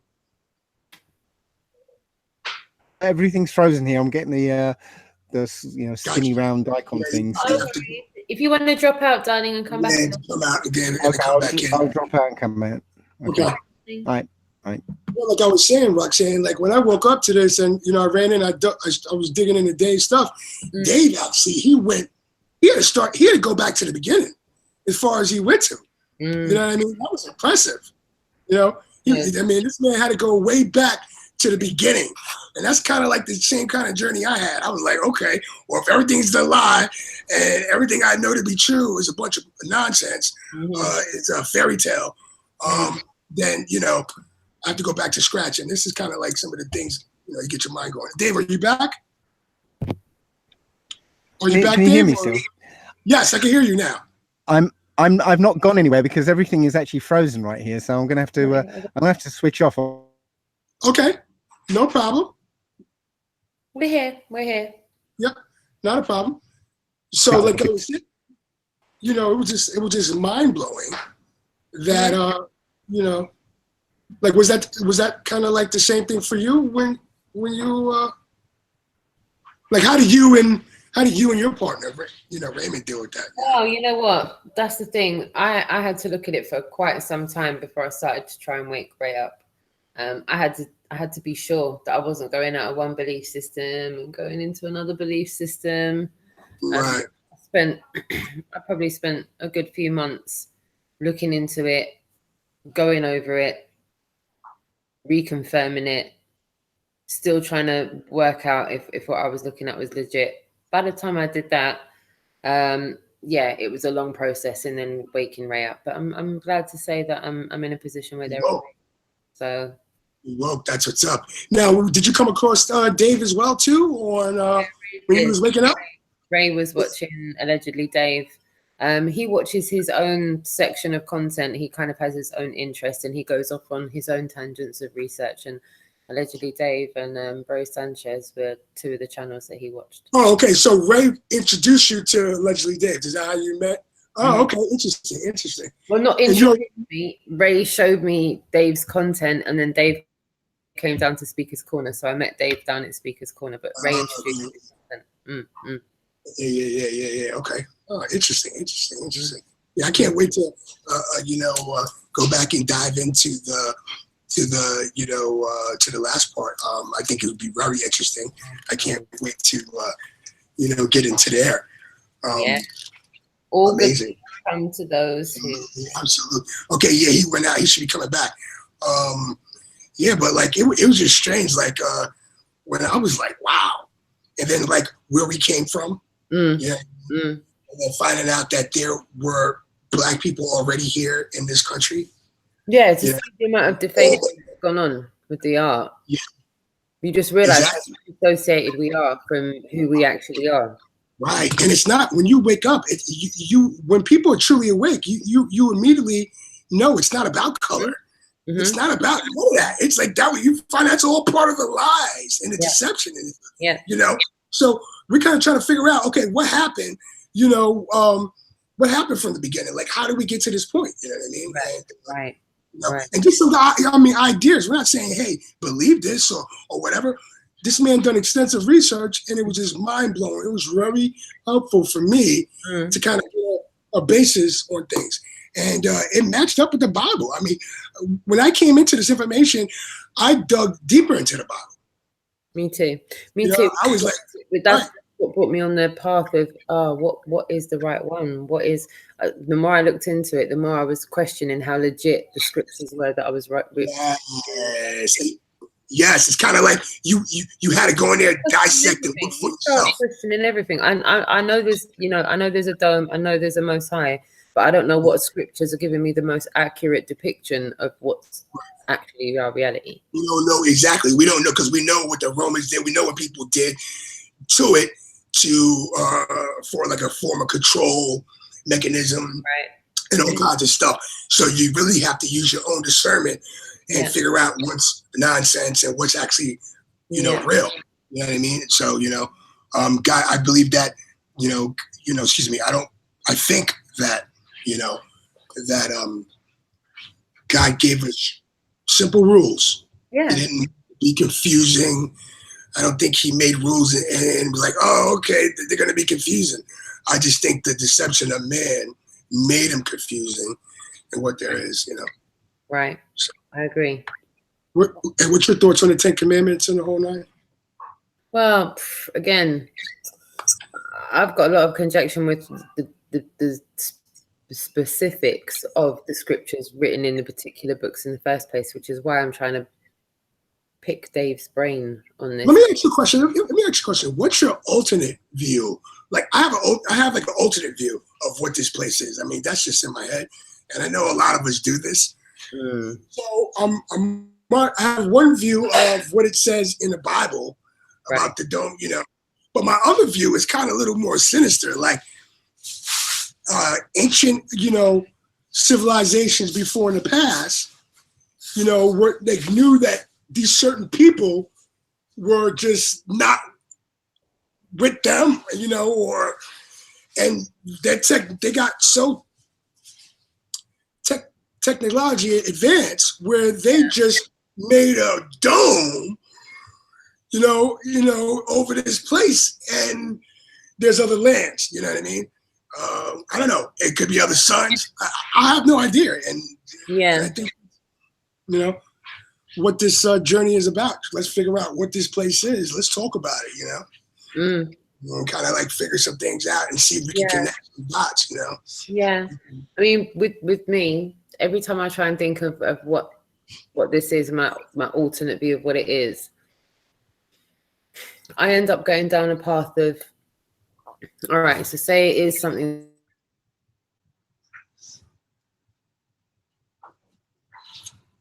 then are you not trying to in some way create that out of some type of what you think is original thought?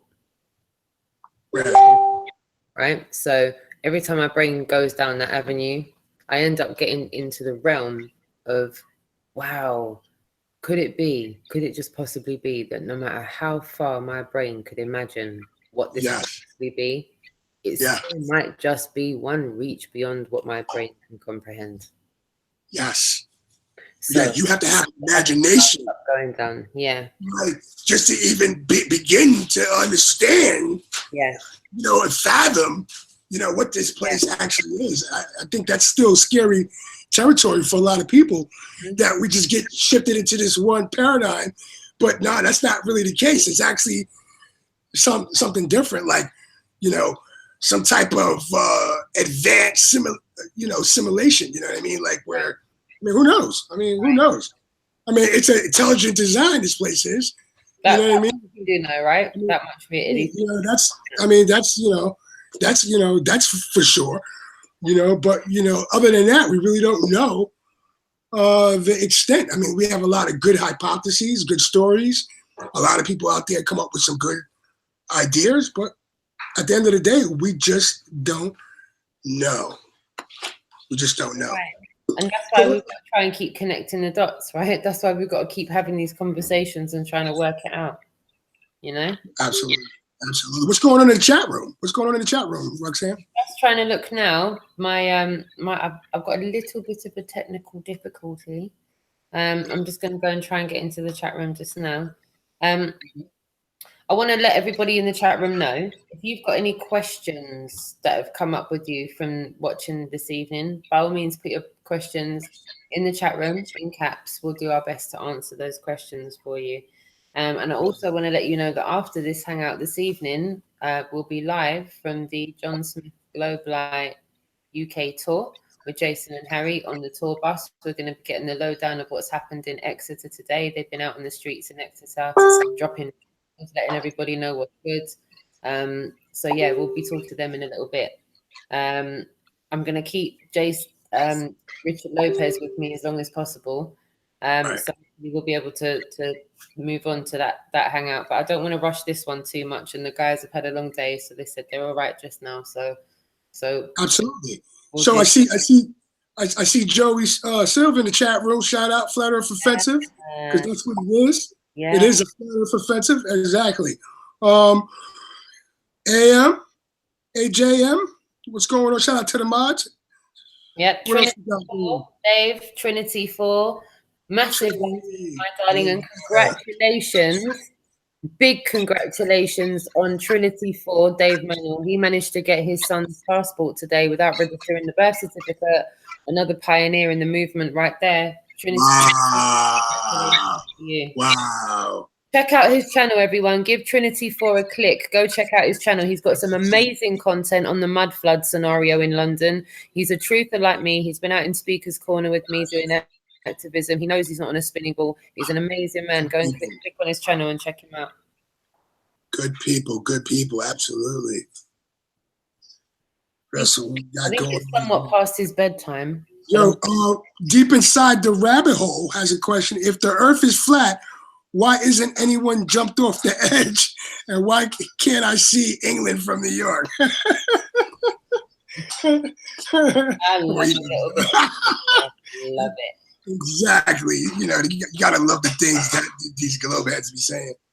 Unbelievable. Shout out to Deep Inside the Rabbit Hole. I can't wait to have you on. Yeah. Me too. Now, the one thing I know that Dave did warn us about was his Wi-Fi could get a bit dodgy later in the evening, and where it's quite late in the evening. Right. I'm not able to get a hold of him just now, so we might have had some technical difficulties. But if we have had technical difficulties and he's you to come back on. I'm going to reach out to him and try and get him on again so that we can pick up where we left off, so to speak. Because I'm being honest with you, I don't even think we really even got halfway through the kind of things that we wanted to do. Or whatever. Dissect a lot of stuff, you know? Yeah, or we could get like a part 2. But you know what? Also too is we can dive into the next part because he already seen that. Yeah, of course. Let's kind of see about time if he's going to come back. This is kind of some interesting stuff, guys. And the reason why after I saw this was like confirmed that it ain't about color. It's not about where you're from, or your DNA. I got mixed with everything. I got a grandfather that's white. You know what I mean? And that looks completely white. So I'm mixed with all kinds of stuff. So, it's like this is pretty interesting stuff. Let me actually show you guys what's going on when I saw this. If you guys haven't saw this, if you haven't, you got to check out this. Is called Human History and the Bible. Yep. Let me know when you're ready. Yeah. Let me know when you're ready. Absolutely. Let me see. Give me a second. Give me 1 second. No worries. No worries. Yeah. Let me just scroll it up. Okay. Dave. I am ready. There won't be enough of them left to carry on any tradition. Yeah. But that's their check this out. Their modus operandi. So what happened in England, Ireland, Scotland, and Wales? The men were either slaughtered or captured as slaves and transported over to the West Indies, and the women were raped, and essentially that whitened the populations there. Notice, if you will, the half-caste child, and there are ever-increasing numbers of them. Now, what is to happen to them? Are we to allow the creation of an unwanted third race? Should the coloureds be encouraged to go back to the black? Or should they be advanced to white status and be absorbed in the white population? Now, time and again, I'm asked by some white man, if I marry this coloured person, will our children be black? And as chief protector of Aborigines, it is my responsibility to accept or reject those marriages.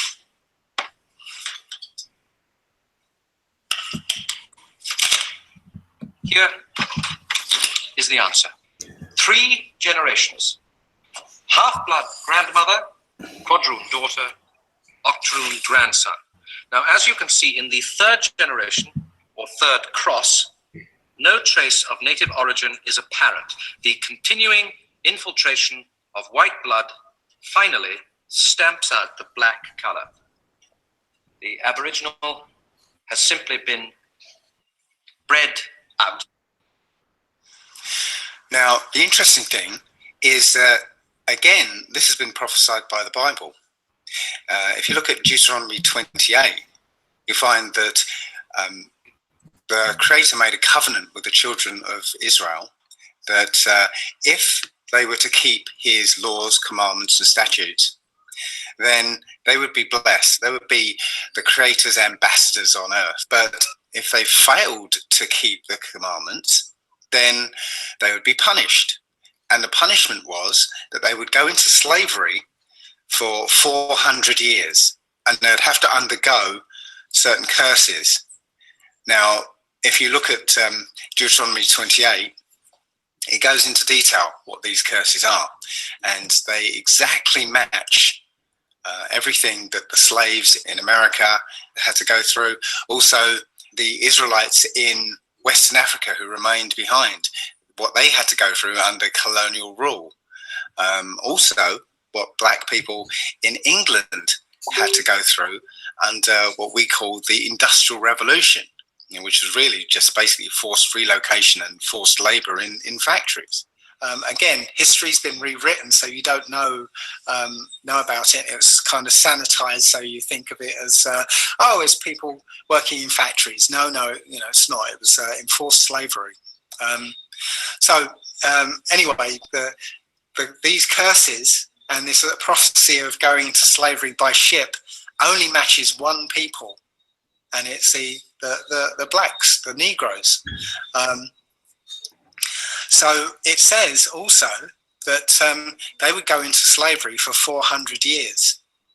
Okay, very specific, be in slavery for 400 years. Now, at this point, the theologians will look at this and say, oh, no, it doesn't work like that.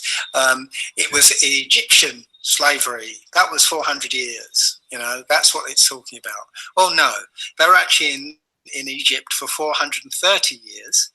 And they were only in slavery for about 90 odd years, the lifetime of Moses, because they started off in Egypt as rulers, essentially. Because if you read the whole Joseph story, yeah, they were honored people, and they got to live in the best land in Egypt, land of Goshen, and they were rulers and dignitaries and stuff.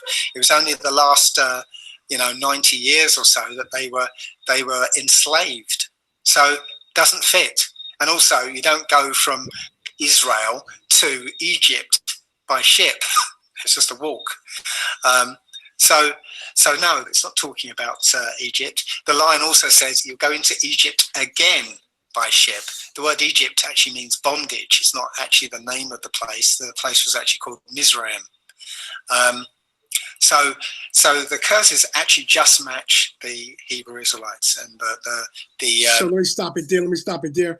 We got Dave back, and I want to expand on that. Dave, let's get out of here. And then we're back, right? Dave, welcome. I guess we were just talking about, connecting the dots, and how me and Roxanne, we kind of have the similar stories on how we actually woke up. So we actually found your stuff, and we found it interesting. We looked into it, and it kind of gave us a perspective a little bit, and I think this is important, and we were telling the people that when we woke up, this nullified that it wasn't about color, it was about all the deceptions, and about who we are and where we came from. And I played that little piece, Rabbit Proof Pence. Yes. Yes. And if you could go, kind of go into there and kind of, and then go from there, Right. Well, a lot of people actually, see all this as being racist. Race was something that was in the 1700s by Johann Blumenbach. What I'm talking about is nation and bloodline. Okay, it's a bit of a touchy subject because again, when you attack, when it seems like you're attacking one, a color, again, it's not about color. It seems like you're attaching, will jump up. It's racist. No, I'm talking about a bloodline. And that's what the Old Testament is all about. It's all about bloodline. That's why a lot of the books go into masses of detail about who people descend from. There's the whole book that just goes, so and so begat so and so begat so and so. So because it's vitally important in that book. So what I was saying earlier, whether I meant to play the video, right. There was an event in the Old Testament, in Genesis 6:4, of angels mixing with humans, and actually introducing a new DNA into humanity. And that DNA had it gave those the offspring very to the rest of humanity. Wow. Some of the traits were giantism, 6 fingers and toes, 2 rows of teeth, extra vertebrae. Sometimes there was psychopathy. That was one of the things that was introduced into mankind. This idea of psychopathy. A slightly greater intelligence, a different type of intelligence, a kind of logical, step-by-step, linear type intelligence, a very cunning type of intelligence, let's put it that way. Odd. Now, Rh negative blood is very, very peculiar because there's no, literally, is no other animal on Earth that has this protein coating on the blood cells. Only 15% of the human family, so it's supposedly. So this blood is incompatible with the rest of humanity's blood. So literally, if an Rh negative is an Rh negative, Rh positive man, right, under certain circumstances, that baby's that woman's antibodies will attack that baby as a foreign object. So in order to conceive and to bring that baby to term, you have to give them I think it's called Rogam shot, which suppresses the immune system and gives the baby a chance to survive. Some of the other traits of these of the union between angel and human: white skin, red or blonde hair, blue or green eyes. Okay, so you can see where the the racism thing might come in here. Right. Well, sorry. No, I said I was saying right. Yeah, exactly. What you were saying, right. All right. Okay, so traits. So the book talks about giants, but there were other offspring. Had some of the traits except giantism, and I'm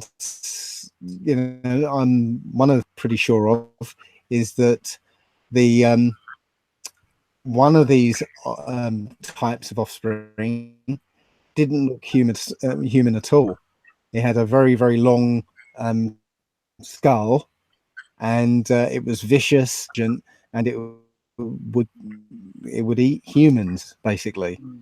I think H.R. Geiger, when he was coming up with his idea of for the alien in Aliens, I think he didn't just come up with that idea. I think those things really did exist. And if you look in the fossil record, enough human heads that are elongated, and closer to the present day, those heads get smaller and smaller. I'm actually going, if you bear, oh no, I can't. I'm on the wrong computer. Oh, I was going to show you some slides that I've got from one of my talks, but I can't. Are you able to share them in the chat so that one of us can share them? Well, I said because what happened when I disappeared was as soon as I reboot, it wanted to update itself. Bloody Windows 10. Well, maybe so I had to sit there while it was saying, Maybe you could promise to come back another time and show us another time. And then you might be on the right computer. Sure. Yeah. Okay. But so I've actually got pictures of the was it I can't remember, his Rothschild. Sorry, I think it was Lionel Rothschild and Shimon Peres and some of the elite families, and you can see they're slightly too long and not like that rounded human head that they literally descend from that bloodline. Right. So yes. Is that why you think it makes sense now? Sorry? So I was just saying, is that why you think a lot of the deceptions is because of the bloodline? That's why the whole race thing. I was going a different direction for that. I was just going to give a bit of an aside here. Just to show that a lot of the Old Testament Testament and say that it's a bloodthirsty book with, you know, the Most High saying, kill them all, kill all the women, kill all the babies, kill everybody. Well, if you imagine that, you know, you come across a village full of those aliens out of Alien, yeah, would you hesitate to male, female, and egg that you saw? Right, you wouldn't, because if you left one of those things alive, then you know what's going to happen. So that's literally what that Old Testament, it wasn't dealing with getting, you know, it wasn't saying kill all the humans, it was kill all these things that so yeah, so going back to the actual story, right, the flood came along because all the wicked bloodline had, you know, infected everybody. Yeah, that literally says that all flesh had become corrupted, apart from Noah's family. And it says in the book of Jasher that a week before the flood, Noah had to find wives for his 3 sons. So all the people were corrupted. So he literally had to find wives. Wow. So that DNA made it past the flood, you know, with this corrupted DNA. So in Ham's line, there were all sorts of giants, you know, all the ites and, you know, the Amalekites and the Canaanites and all there were giants in those in that bloodline. In Japheth's bloodline, there was at least one giant. Yeah, Gog or Magog or something like that. In Shem's, there wasn't. That DNA did not express itself. Okay. Wow. Until Jacob and Esau were twins, but one came out red and hairy. Okay. And I didn't mention that excess body hair was one of the traits of the fallen angels. So he came out red skin, red showing through, you know, blood showing through the skin. And he was not like my hair, you know, this sort of afro type hair. He had like a goat, which is straight and shaggy. Right. Because his Jacob's mother had to put goat skins on to be his brother. Wow. So what happened in the story of Jacob and Esau, born first, and the normal kind of tradition was that the firstborn inherits everything, essentially. Right. So he was going to inherit essentially the promise of the Most High, that, you know, he would be blessed and all that. But the Most High to Rebecca, their mother, and said no, the second-born Jacob was going to inherit. So Jacob took the birthright because Esau was hungry, and so he sold his birthright for a bowl of soup, basically, and then helped Jacob trick his their dad to give him a blessing. So so Esau ended up with like a second-rate blessing, and from that moment he hated Jacob. And literally everything that's been going on in this world up until this very day has been a part of this battle, this war between Jacob and Evidence. And so the rest of the Bible, or the Old Testament, is all about this this battle between their offspring. So this offspring, essentially, I'm going to drop a lot of the information, and, you know, became these white people, this bloodline of white people. Eventually were the ones behind all religion. Yeah, they they became the so-called Jewish people.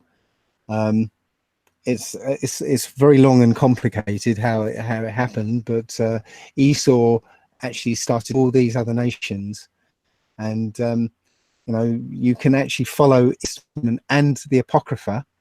Now, the Apocrypha is a set of books that were taken out of the Old Testament, 14 extra books, and they were taken out so that you wouldn't be able to figure out what was going on. But yeah, well, armed with the Apocrypha, you can literally figure out, you know, where certain people came from, and the way that, you know, their kind of motivations. One is in the book of Esther. It told the story is that there was a wicked guy called Haman who wanted all the Israelites and wanted to put them all to death. And Esther basically come, you know, just very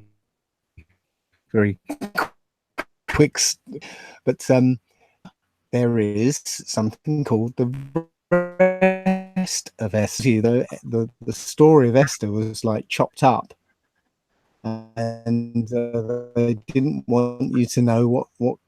And when you look in the rest, you find this wicked guy Haman as a Macedonian, and you know, the Macedonians were white people.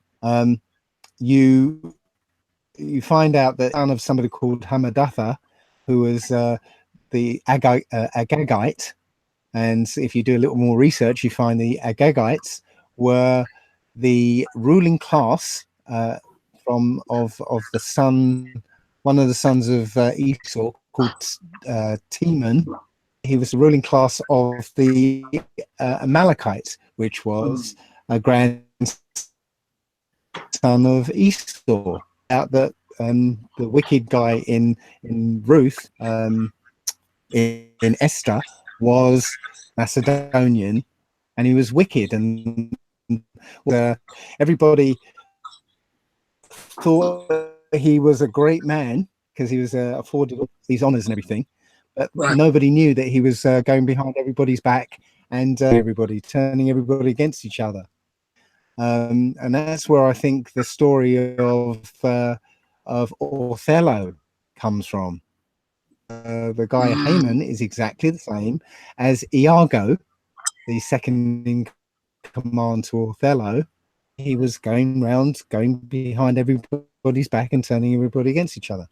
Yeah, so I'm sorry, I'm going on to different topics here. Good stuff, man. I'm like, this is great stuff. Go ahead. But literally, this has been a battle between these two bloodlines, and you'll find that Esau essentially became the Roman Empire. Yeah, there was what this bloodline does.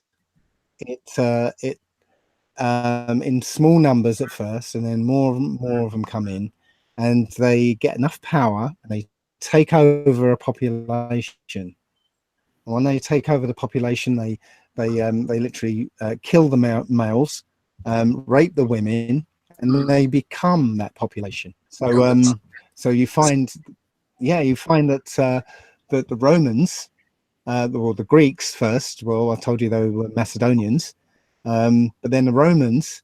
Well, you find they were. There was Duke Zepho, who was I think he was a grandson of Esau, and Teman and Lotan. They were you know, descendants of Esau, the empire. And so right now we're in the Roman Empire. We're in the restored Roman Empire. The Dark Ages, which happened after the fall of the Roman Empire. It fell to a black man called Septimius Severus.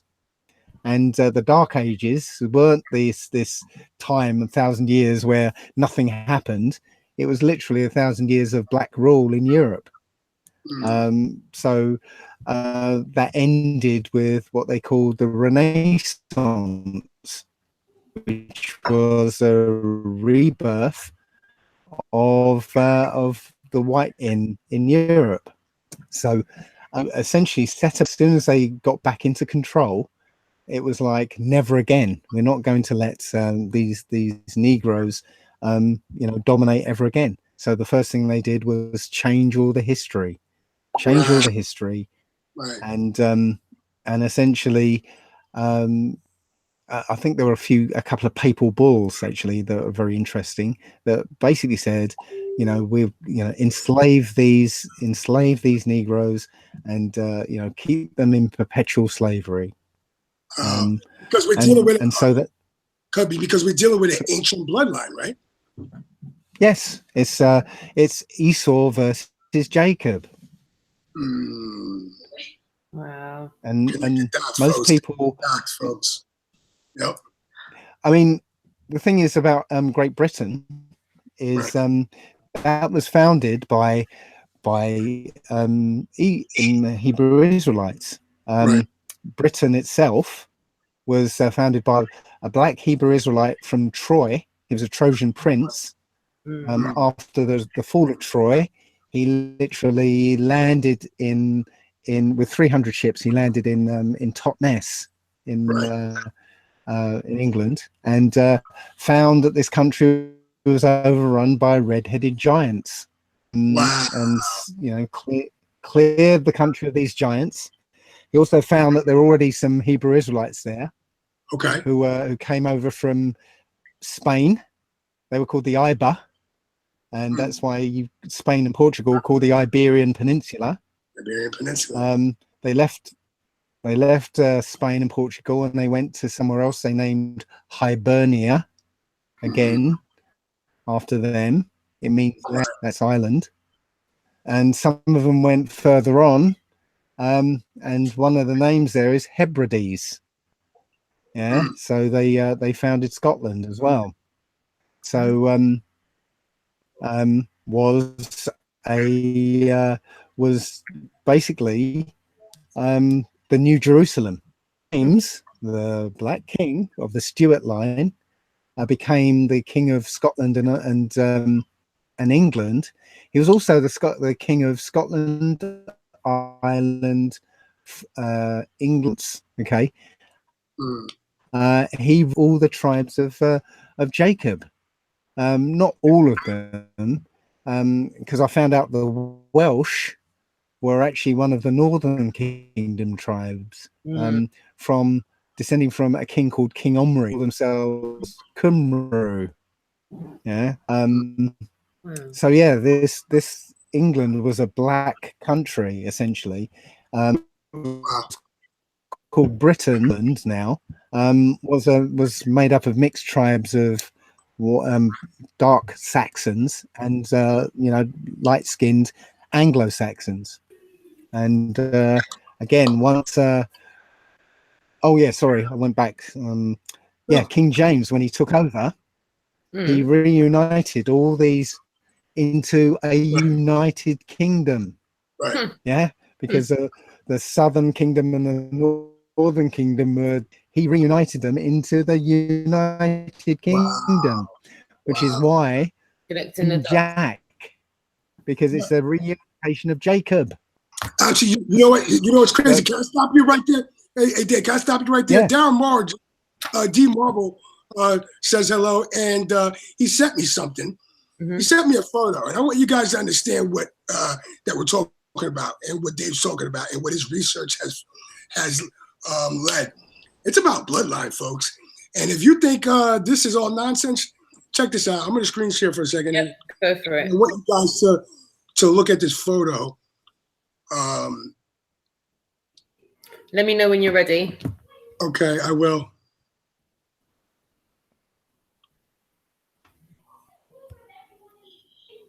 Okay. Oh, there it is. There it is. Do you see this right now? So let's expand on this a little bit. You see the size of this guy's head right here, the shape of his head? Okay. We found skeletal remains, all right, of bones. Look like this. These are family bloodlines. Okay. These people don't care about you. This is a. It's not about race, man. It's about bloodlines, man. Not race at all. So this is something that that you should look into, man. Don't just dismiss it because it's coming from someone who drinks his own urine. He doesn't drink your urine. He drinks his own.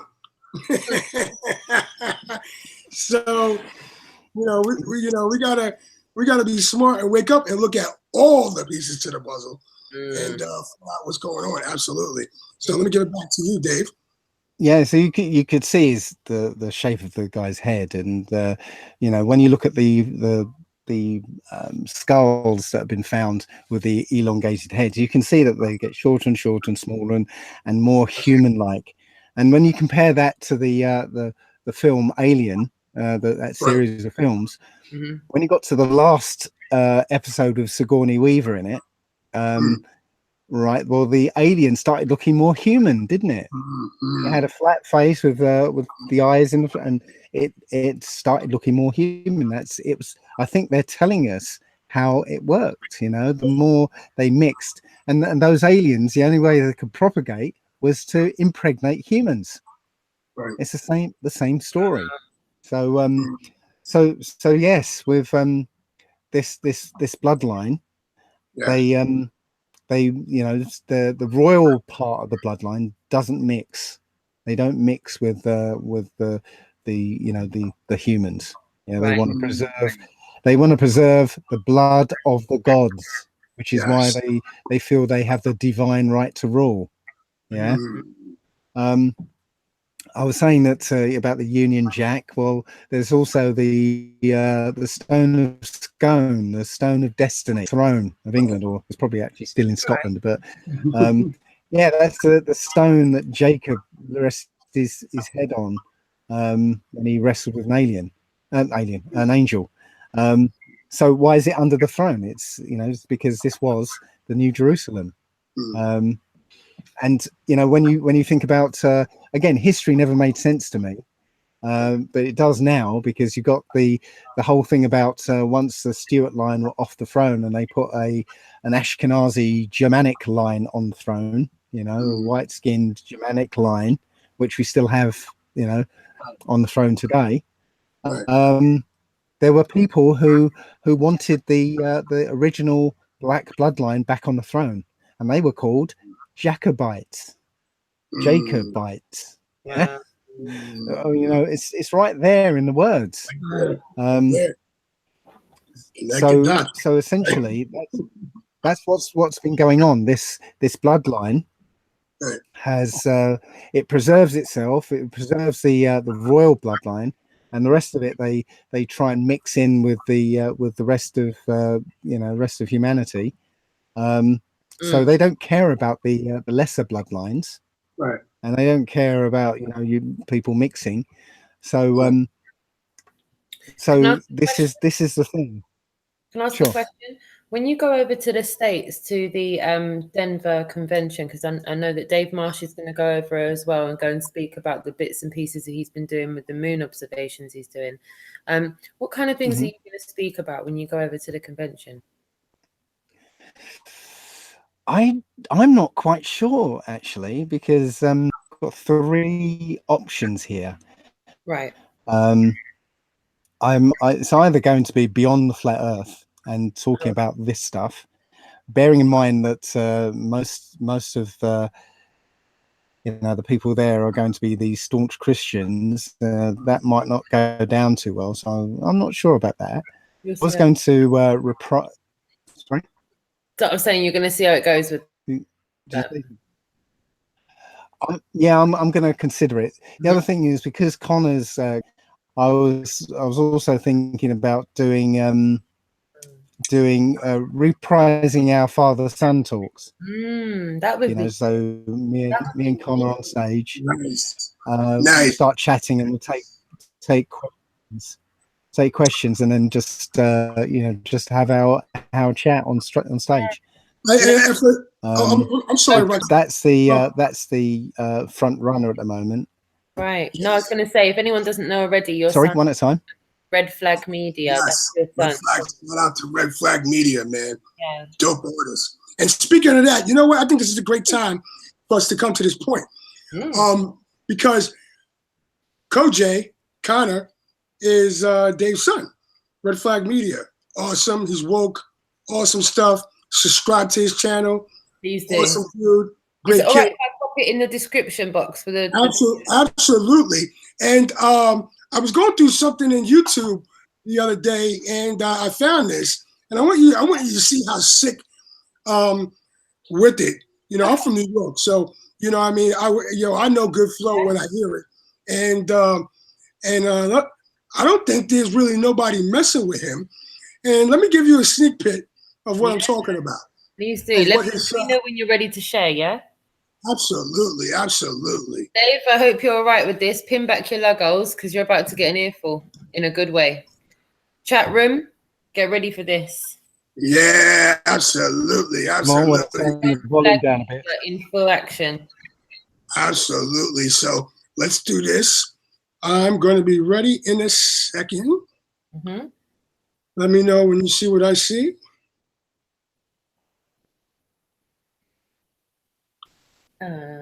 Gotcha. Can you see it? Can you see what I see? Okay. See, yep. Can you see now? All right, guys, ready? So this is his son, Connor, Red Flag Media. Check this out.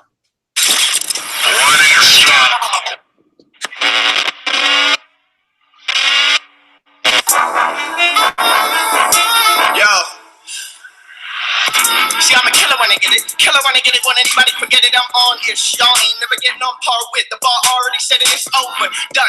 You ain't never gonna overcome this when I get a bit closer, son. You will run home with your thumb in the mouth because you don't got spun.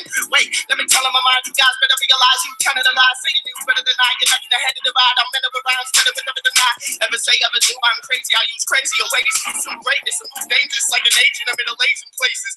Usually too cool to display, but there's no way to produce the abuse that I'm gonna say on the tune. I hate you. I don't mean to be ungrateful, but I'm a prick and I don't say thank you. Got a crew that'll take you. We move as a unit. You ain't moving a tank. I suggest you scatter and get better when I catch you. I hope that's safe. Kojay. Woo.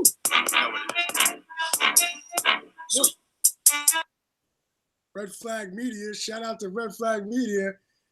That's Dave's son. You guys, for guys don't know. Love it.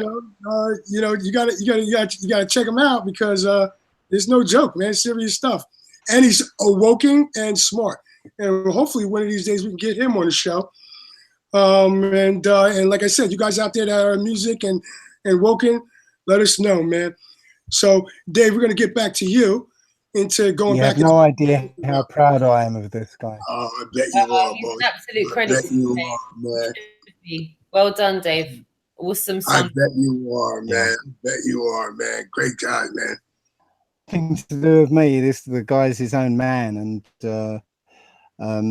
it's because I think 11 or so, 9.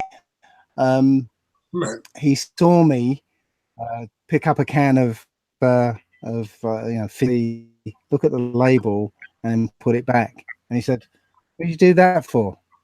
Sartain. And he said we took it on board and went away. I didn't hear anything else about it until a few weeks later. My wife said, "Go and talk to your son. He just walked upstairs with 2 crates of drink." I'm like, okay. So I went out and said, "Well, what's all this about?" "Oh, this is the this brand is the only brand of drink that doesn't have aspartame, sodium benzoate, high fructose corn syrup." And he just reeled off a whole list of stuff that I didn't tell. He went off and researched himself, and he said, "Well, this is the only brand that doesn't have enough to keep going." So I was like, "Yep." He's he's been like that ever since. Absolutely. What kind of things that you guys what kind of things that you guys disagree on? Well, the thing is, we disagree on everything basically to start with. I'll talk to him about stuff, and we'll have a discussion. I mean, those father-son talks we've had, I think there's only been about 3 or 4 of them. Essentially, that's just us sitting there talking. I mean, as we would normally do, you know. So he doesn't just listen to what I say and take it on board. He'll go, yeah, and he'll have questions, and he'll go away, do his research, and come back and say, yeah, I'm with you on this one. Right. And yeah, he's been with me on pretty much everything. Oh wow! I love it. So fingers crossed we'll be able to go to the convention together. Awesome. So we got any questions? I'm hoping so. Absolutely. You guys have any questions in the chat room for Allegedly Dave? What do we got going on in the chat room? Any questions? Put it in capital letters. I'm just looking in the chat room. Massive thanks to everyone in the chat room. Richie B, Alvin, My View 1875, Marilyn, Spirit Level. Thank you, my darling, for tuning in. Calmu. Message just got deleted by one of the mods. Well done, mods. I wasn't even able to see it. Well done. Stephen Watson. Everyone's really loving Connor's bars right there. Sick. Check it out. Sick. Yeah. You know what I mean? We'll leave a link in the description as well. Yeah, shout out to the mods in the chat room for rolling with us this evening. You've done an awesome job. Concerned Citizen, massive love to you, my darling. Richie B, Effie, Amanda Effie as well. Thank you for tuning in and doing a great job modding. Masses of love and respect to everyone for taking the time out to listen to what we've had to say this evening. I feel like so far we've only just kind of delved 50% into really what I wanted to talk about. I've still got a good 6 or 7 pages to go through. Yeah, we definitely gotta have far away. I really want to as well. I definitely want to delve into another one with you just now as well. I want to still give massive shouts to the chat room. Amrock, Steve Fowler, Ninja Man, Michael, Lowry, Christian. Masses of respect to you all. Edge Mendex, Edgar Mendex, the I, His Lamb. Thank you for tuning. Thank you. She kind of cut off there a little bit. Hang out. So bit by bit, I'm learning. I'm trying to get better. I'm trying to interact with you guys in the chat room. D Marble, thank you so much for tuning in. Shout out D Marble, Flat Earth offensive, guys. It's all offensive, man. Yep. Yeah. We also just started a new Flat Earth offensive page on Facebook. So if you see it, we all support the Globe Lie Tour in the UK. First tour, groundbreaking stuff. Again, I can't express, if you guys have something, just even enough for a lunch, make a donation. You got a generator out there. If you're in the UK, bring it. These guys need all the help they can, and we appreciate everything, even if you just share the post. So if you see it. Yeah, and I'm just about to post a link in the chat room now. They've just literally posted up a video on John Smith Globalized channel just now. So you can see some snippets from the Globalized tour. And at some point tonight, I'm going to be catching up with them from the tour bus. I haven't got a confirmed time. I've set up the live feed for it for later on this evening. The guys are getting themselves settled on the bus. I'm sure they're getting accustomed to van life right about now. It's day 3 on the Globalized tour. So yeah, we'll also maybe if we can have Dave if his connection is going up, maybe we can have Dave come on and ask Harry and Jason some questions.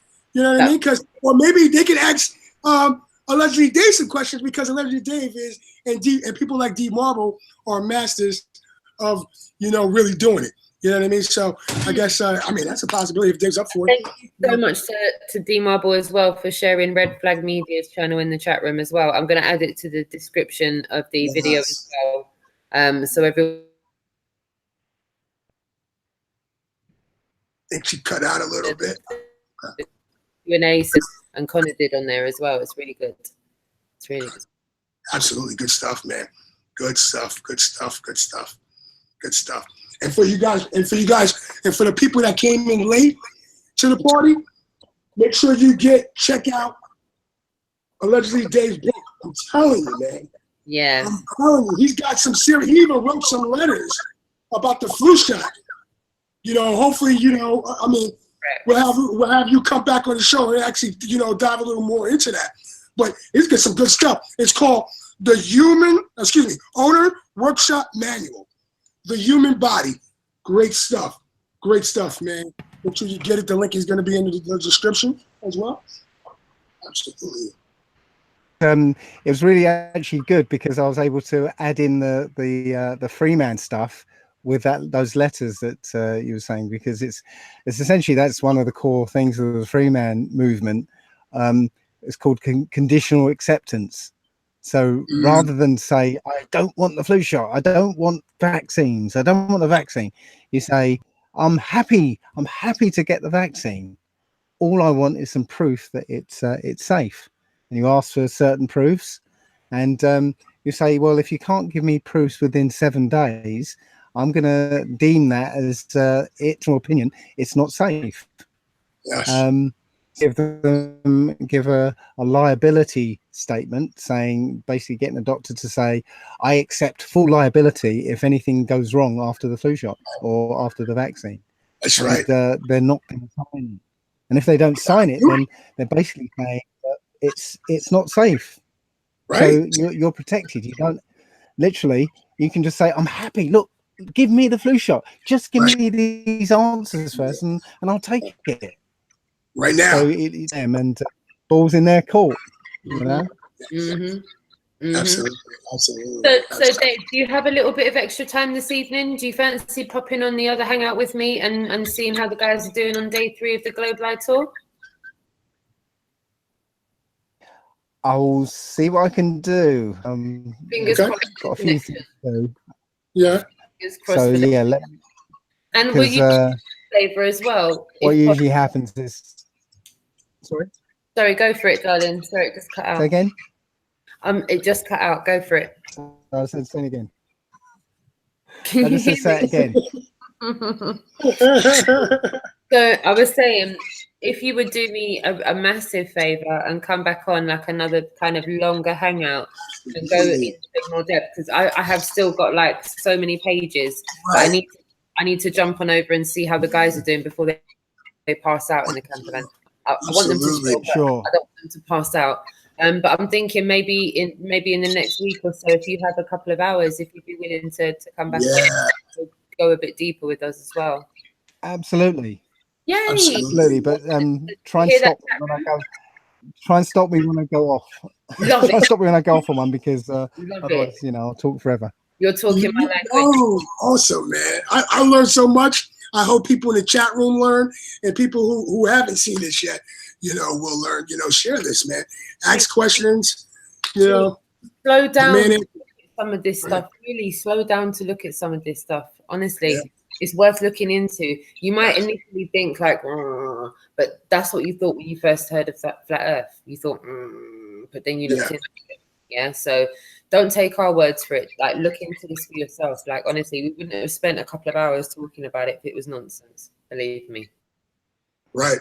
Well, there is a video called, Why Great Britain is No Longer Great or British, that goes into a lot of the history. So yes. Absolutely. Definitely. I guess we're gonna wrap it up on now, and then we'll come back on, and if you can. I'll be back within a half hour. I'll be back within 30 minutes, in fact, probably sooner, depending on what the guys are saying. So I've already set up the live hangout. If you want to jump on over to there now, the chat room's already there waiting. I've put a notification into the chat room to let you know that we'll be going live soon. But yeah, within the next 30 minutes, we'll be going live from the tour bus. I'm really, fingers crossed, they've got connection and Wi-Fi and they're able to go live. So yeah, jump on over there, and I'll be with you shortly. We'll be back for more Connecting the Dots tomorrow. I'll be back with D Marble. I'll be back with Ranty Flat and another special guest that I'm not going to disclose. I'm going to keep the guest undisclosed. That's right. In fact, can we call? Well, they're all honorary guests, but this particular guest is a particular special guest. So we'll keep that special guest undisclosed, and we'll just reveal that special guest tomorrow. But that guest will be joining me with Ranty Flat Earth and D Marble. We're going to be taking some look at some observations that they've taken as well. So tomorrow is going to be a real hangout. So tune in. We'll probably live quite late on in the evening tomorrow, but I will set up the note, hit the notification bell, and you'll get notified. Right. And I won't be here tomorrow. Unfortunately, I got to go in a little while. I have to go to my slave job. I work, I do my 40 hours in one shot. You know what I mean? I go in Friday night, get out Sunday morning, and I'm done for the whole week. Okay. So I'll be in the chat room, but I won't be on. D Marble's going to be here holding it down in my place. He's got some things, a nice presentation, and some things to talk about with connecting the dots. You know what I mean? So with Roxanne. So we've got a brilliant intro for you. We've got an absolutely brilliant intro for you and an awesome hangout lined up for you. And I just want to mention again, if you wanted to get the Human Body book by Dave Murphy, the link is in the description. Within one click, you can go and purchase that book. It's real easy. Just click the link, boom, and you're there. Get the book, get that knowledge, get it up in your life. It should be. I think that book should just be in everybody's house, standard. Absolutely. And let me tell you something. I heard him say out his mouth, he didn't put the book out to make money. No. Right? No. He put the book out to share the knowledge. Correct. So, you know what I mean? So so don't get it confused. You know what I mean? I'm telling you, learn so much. Well said. All right, my darlings. Yeah, jump on over to the next live hangout. That's set up for you now. The hangout's there, the chat room's there. I'll be there shortly. Massive respect to you all taking time out to tune in. Thank you so much. The dots with us this evening.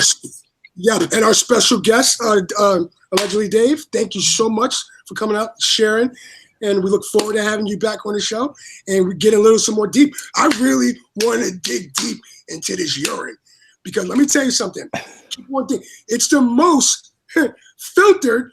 There's nothing better. There's no better filter than what's in your body. All right, liver, kidneys. I'm telling you, it's deep. So, you know, you laugh about it like the flat Earth, and then come to find out, you know, you don't live on a ball like we keep saying. Yeah, it's all about connecting the dots. Dave, we'll let you know, and we'll be back with Dave again soon to go deeper with connecting the dots. And thank you so much for tuning in. Much love and respect to you all. Guys, is there anything you want to say before we wrap up? That's it. Dave? No, well, just thank you for having me on. I really appreciate it. It just it's a shame I didn't really I don't feel like I got really the topics in depth really. So hey. Well, you know what? Maybe you have something for us, a presentation for us next time, and just knock it right out of the box. But we do like to end our show and ask everybody that come on this show this one last question before we hit cancel is, real quick, tell us something that we don't know. For real. Right. Oh, okay. Well, I guess some people know about this. I was, well, you don't know about this, Richard, because you don't know the show, but I was on the Crystal Maze, which is like an adventure game show. And my team was the only team that got one crystal at the end, but we had a really, really fun time doing it. And if you can find the episode, it is quite funny. Is it on YouTube? I think it is, you know. Actually, it is. I gotta look at that. It is. Yeah. And what's the name of it, Dave? What's the name of it called? Crystal Maze. It's Crystal called Maze? Crystal Maze. It was a and I'll send Roxanne the link to the show. Yeah, absolutely awesome. I'll put it up in the description so everyone can see. It's awesome. It's a good show. Serious. All right, guys. Love and respect. Jump over to the other live, and I'll be with you shortly. Yep. See you in a minute.